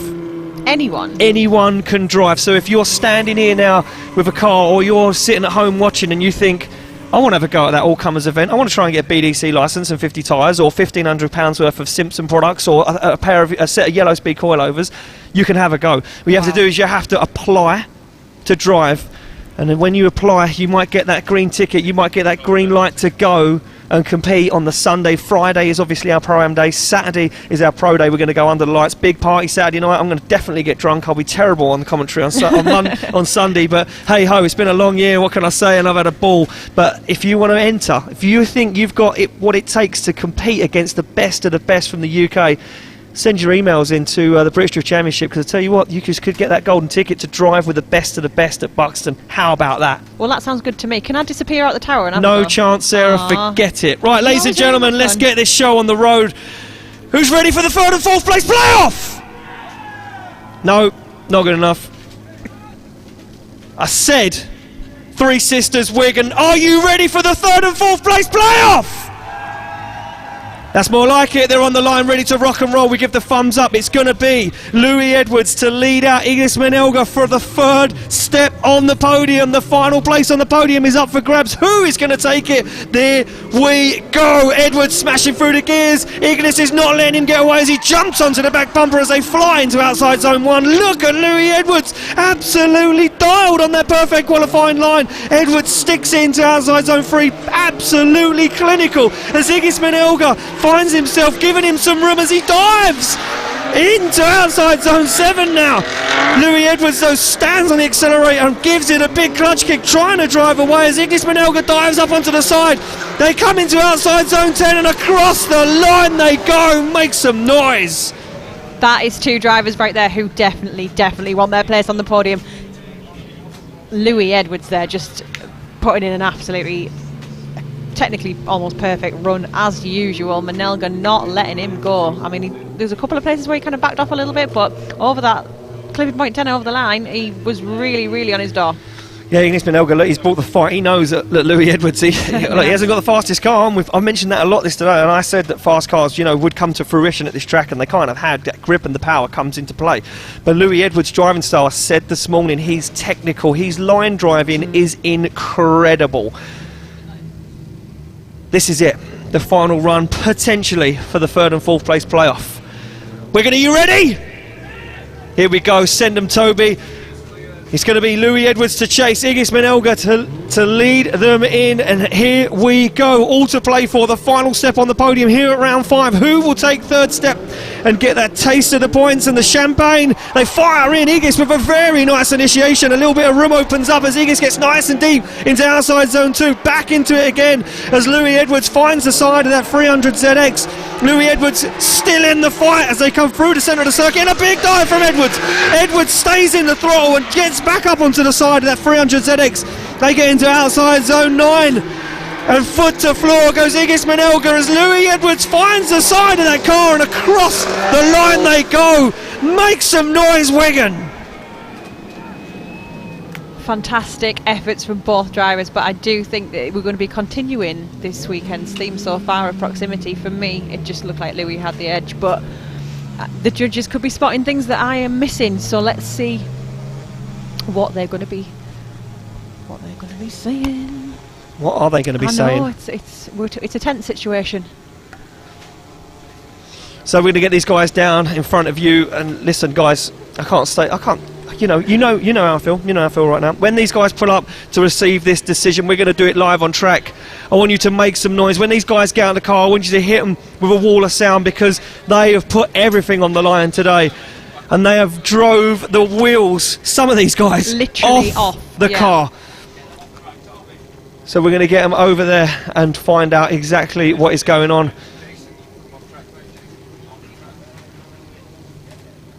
So just wondering what the hold up is at the moment. Does it look like we've got a decision? Right, so we do have a decision. We've got a decision. We're not going to do it in front of you live. We're going to do it at the podium, I do believe. So we're going to do it at the podium, ladies and gentlemen. A little change in the story there, ever so slightly, right at the end, just at the end. So we're going to do that at the end of the day. So we have got a decision. That means we are ready to go to the final battle of the day, and this one, Sarah, a big one. This is going to potentially massively upset the championship. This could potentially break the championship in half. On the line, we have got Andy Frost to take on Josh King. Wigan, are you ready? Listen, this is not acceptable. You're going to really have to make some noise. These two guys are sitting on the line. They are ready to put it all on the line for you. Wigan, are you ready? Here we go. Off the line they go. It will be Andy Frost to chase down Josh King. Josh King, our second place qualifier. Well, can he finish on the top step of the podium? Can he get those all important points? Here we go. King to lead, Frost to give chase. As they smash through the gears, a nice flick initiation from Josh King, and he's back on that throttle nice and early. But look at Andy Frost, he knows he can trust King as he jumps up onto the side of that BMW. Oh, and a little error there from Josh King as he makes a small straighten as he transitions. Oh, Frost goes wide and throws it off track. Frost goes wide and throws it off track as Josh King stands on the throttle and drives it away. And Andy Frost puts the car off track. That we did not expect. Andy Frost has been absolutely flying all day. Did the pressure just get through him a little bit there? Did he just come in a little bit hot into that corner and he's just a little bit too much speed? So frustrating to watch. Well, look, I know Andy Frost had to make a dive. He had to try and force it up onto the side of the door of Josh King's E36 BMW. And you know what? For me, fair play to Andy Frost. He brought the fight. But you know what? Josh King been pulling that move all day, firing that car into Luna, and guys been going off track every now and then. Here we go. We're almost ready to go. Are you ready for the final run of the day? Here we go. They're off the line. It will be Andy Frost to lead, Josh King to give chase. One of these guys is going to take the top step of the podium right now. Could it be Josh King or could it be Andy Frost? Here we go as they smash through the gears. Look at that, Frost right onto the big wide initiation. And Josh King gives him some room. Josh King gives him a lot of room to manoeuvre there as Andy Frost now finds outside zone 3, comes through the centre of the circuit, and Josh King now starts to wind in the screw, starts to put the hammer down as he jumps up onto the side of the E92 BMW. Oh no! And a huge error from Josh King as he straightens. Andy Frost stays in it. Now Josh King gets back onto it, and onto the back bumper he goes and across the line. Unreal. I can't believe Josh King's just made that error. Are we going to get one more time? I'm nervous of the result for this now. It's got to be. Listen, one more time. let me tell you, if it goes one more time, tomorrow's going to be like, I'm going to be broken. I'm going to be broken. Wow. So we are waiting to find out if the judges have a decision or if it's a one more time. We promised action. We promised action. We've delivered it. Who wants Josh King to take the win? Who wants Andy Frost to get the win? Who thinks it's a one more time? There's only 3 people in this tower that know that decision. And right now I'm going to ask the question. Oh, it's on the screen. It's a one more time. Judges, we need to ask you the question a one more time unanimously. Yeah, so obviously 10-0 scored for Andy coming off the track in his chase run. Unfortunately, Josh seemed to fire it in, obviously the same position, fire it in a little bit too hard onto Andy, braking a lot, too hard, straightening himself up too straight for too long. That we then call that 10-0 again. We need them to go again. Hopefully this time we get a decent battle and they can actually, really bring the fight to each other all the way around the track. Well, there we go. So one more time. Yeah. One more time. Are you serious? I don't even know if I can do it one more time. Great point from Ryan, though. It is a shame because both drivers are phenomenal, and it's a shame to see them not actually. And look, get that's the only way that we will come to that decision, and that's the only way to nail that decision down is to get it to a point where only one of these guys makes a mistake. They are on the line, ready to go. This is it. We can't have any one more times after this. This has got to be the last This is the runs final now. 2 runs of the day. We're going to make some noise! Toby send them off the line. It will be Josh King to lead, Andy Frost to give chase. And this is just prime competition. Tomorrow you guys are going to get spoilt. You're going to get absolutely spoilt rotten as they come off the line. Josh King slams through the gears. Andy Frost this time way up onto the back bumper. He knows he can't give King any room. He's got that pace. He knows he's got the drive in the car. As Josh King puts that car very, very wide outside zone, and look at Andy Frost onto the back bumper he goes as they transition in front of the judging tower. King fires it on big angle. No wheels drop this time. We've got a clear run of the circuit as Andy Frost needs to wind the screw in. Can he gain that proximity? And it doesn't look like he's got it as King crosses the line. I'm literally sat holding my breath waiting to see what happens with these battles now. This is incredible driving from both, but yeah, Andy Frost didn't quite bring it as close on the door, you know, coming out of clip 10 as he has done in the past with some of the battles today. So is that going to damage his score? The judges obviously will take care of that. You can see the drivers just pulling back to a start. So it looks like they're going to go for a cool down lap. So these guys are going to go for a cool down lap. These cars getting very, very hot. Yeah. It's warm today, warm day, and these guys going for a warm down lap. Cool down lap. Cool down lap, warm down lap. Thing. Look, I am. You're done. My now. brain's done. You're My brain's gone. I've seen too much drifting today. I've seen too much drifting for one day. Too many close battles for one day. That's what I've seen. And look, this is like a pro event. It from really top, is. From the top standard. 32, from qualifying top 32 all the way through to now to the final. These guys have delivered. These guys have absolutely delivered. They've put everything on the line. I know I keep saying that, but they literally have. These cars have been pushed to the limit. Drivers pushed to the limit. One more times, 5-minute rules, accidents, thrills, spills. We've had it all. And Wigan, we are ready to send them for the final time. Here we go. It will be Frost to lead. And Josh King to give chase. They get the thumbs up on the line and they go, and it will be a big one. No more one more times. A decision has to be made after this. As you can see, Frost now trying to pull away. Oh, and he does pull away as he puts the hammer down, starts to drive away. You can see him dab the handbrake. He's very wide. Oh no! And Andy Frost throws it into the tyres as Josh King drives away and puts his hands in the air and says, "What have you done?" He throws it backwards in. Can he hold on to it? He puts it into a spin. But it's already done. It's already done. Wow, who knew? Who knew it would come down to that? Ladies and gentlemen, make some noise. Josh King and Andy Frost as they come past. Every possible scenario that could have happened in a battle today has happened. Well, I just want to know what happened to Andy Frost, because so uncharacteristic. I mean, I know he was wide. He was very, very wide on that white line. Was he too wide? Was he dropping a wheel? Was it dragging him into the tyres already? Quite possibly. It's happened already today, hasn't it? You're just pushing for everything, aren't you? And that's when you start to get a little bit scrappy and out of control, because you're just pushing so hard. You certainly are pushing hard. These guys have pushed very, very hard, and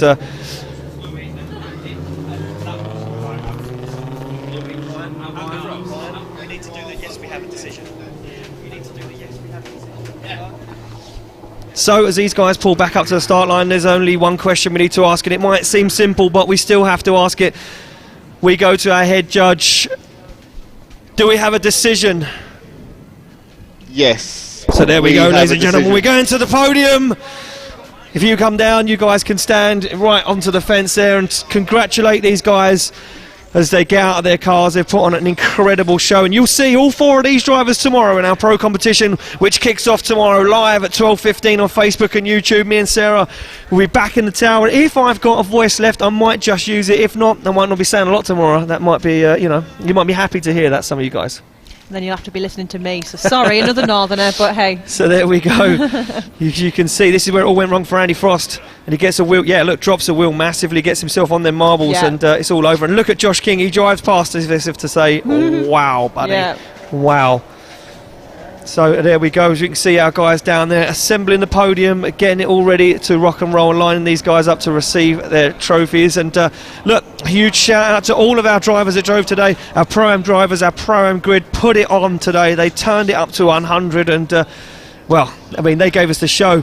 And without the show, we wouldn't have nothing. But another people to thank will be our sponsors. A massive thank you to Hell Performance, MTech Brakes, On It, Funk Motorsport, AM Details, Samco Sport, Yellow Speed Racing, Excite Energy, Simpson, OBP, Corbo, Tarmac Sports, Competition Clutch and Slide Motorsport.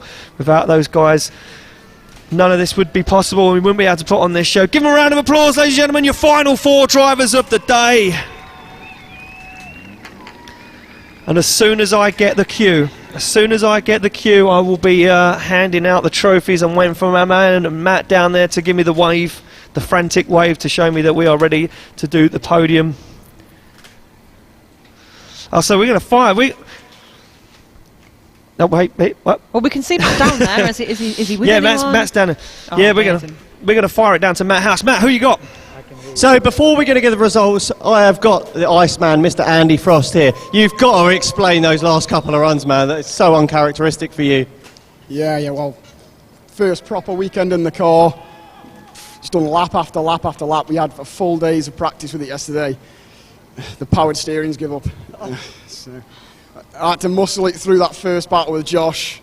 Just about got it kind of steer around, and then when I come round for mine, it just locked on, and I couldn't get it out. So. No, the car's done really, really good. And thank you, my team, and everybody else who's supported us. It's awesome. Mate, for the second time in the car and the first real weekend driving the car properly, unbelievable. Hats off to you. Well done. No, thank you. Thank you, everybody. Right, so, and I've got Josh King over here. Again, what was that spin about? Well, I just thought I'd come in backwards. Didn't really work, though. No, it didn't work at all. No, but... At least the car's in one piece, ready for Buxton. Yeah. I just got a bit to be doing. Diff mounts sort of knackered. The front one, Jamie sorted me rear one out with Muswell Motorsport, but the front one's decided to give away now. So sorry, Jamie, got another job. Awesome, but always work on drift cars. Oh yeah, never stops. Well, let's get some results. I'm going to fire it back to Ian. Ready for the results? Go for it, man. So there we go. That is it, and we are ready for our podium. And we can confirm, ladies and gentlemen, that taking the 3rd step on the podium today here at round 5 of the 2019 British Drift Championship. Ladies and gentlemen, give it up for Louis Edwards! Give a huge round of applause to Ignis Minelga. That guy drove absolutely incredible all day and got himself into 4th place, and what a finish. But Louis Edwards continues his steam towards the championship and stands on the 3rd step on the podium, and what a day it's been to him. Before we give out the 1st and 2nd place trophy, we're going to hand out our exciting hard charger award, and today that goes to a man that literally ripped his car apart, reassembled it, and came out and gave it 100%. So ladies and gentlemen, give it up for your exciting hard charger driver of the day, Stephen Fitzgerald. So Stephen Fitzgerald takes home that exciting hard charger award, and that means we're just 2 more steps left on the podium, Sarah. Taking the 1st step on the MTech Brakes podium here at round 5 Prime Championship. Ladies and gentlemen, give it up for Josh King! Josh King takes 1st place on the MTech Brakes podium, and 2nd place goes to Andy Frost, ladies and gentlemen. So there we go, our MTech Brake podium is done. We have filled it. What a day it's been. Incredible, incredible stuff. Ladies and gentlemen, we're going to let those guys spray the champagne and bask in the win. Sarah, it's been an emotional day from both of us. We're going to hand back over to Matt House, who I do believe is going to interview those winners and get the word from the podium. Sarah, a word from you. I've got no words left. No It's words been incredible. Left. No words. Ladies and gentlemen, from me and Sarah, we're going to hand down to... Oh no, we're not going to hand it out to Matt House. Matt's too busy Matt now. said he's had enough. So ladies and gentlemen, we're going to wrap it up right here, right now. We'll be live tomorrow at 12:15 for our pro competition. Top 24 competition qualifying starts tomorrow at 12:15. From me and Sarah, everybody here,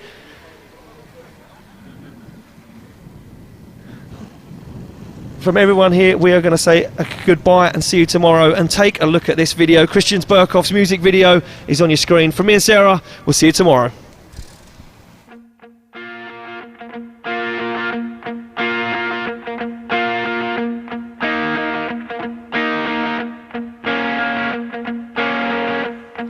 Would you drift for me?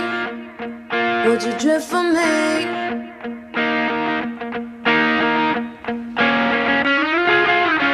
Dry conditions, perfect for my transition. V8 wicked supercharged. Man, listen, on a mission, give 'em chase. chase so hard, gotta pop the brakes, never spin out. Handbrake initiate into a big angle, tires bake. We on fire when we apply pressure. Touch and go, yo, we hold it together. It's competition, we dismantling with handling of the steering wheel. We out drift, don't challenge it. Never gonna give up, we handling curves, holding position. Why you only manage a swerve? Tag the wall, no falling back. Hold the outside line when we on the attack. Getting deeper in the zone, drifting out chicanes. Got nothing to lose, only all to gain. See me in the rear view, you know I'm coming through. As you on the outside, what you running through? Would you drift for me? We gonna drift for you. Then would you drift for me? We gonna drift for you. See me in the rear view, you know I'm coming through. As you on the outside, what you gonna do?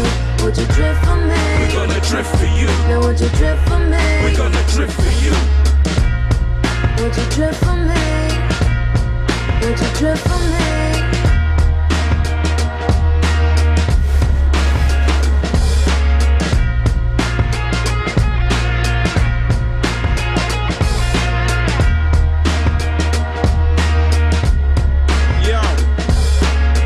People marvel at the skills, we be getting chills. Burning rubber, can't you see the art of drifting is the thrill?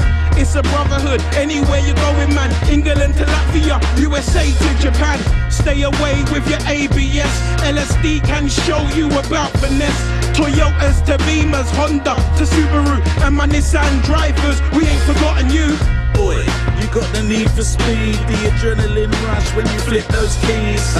Spin the wheel about 90 degrees. Will these tires hold out when you chase the lead? I'm not sure like it matters, just keep on pushing. Westlake won't mind, only they get a looking. Taking corners with some elegant ease. Power sliding with precision on the track or the streets. See me in the rear view, you know I'm coming through. As you on the outside, what you gonna do? Would you drift for me? We gonna drift for you. Then would you drift for me? We gonna drift for you. See me in the rear view, you know I'm coming through. As you on the outside, what you gonna do? Would you drift for me? We gonna drift for you. Then would you drift for me? We gonna drift for you. Would you drift for me? Would you drift for me?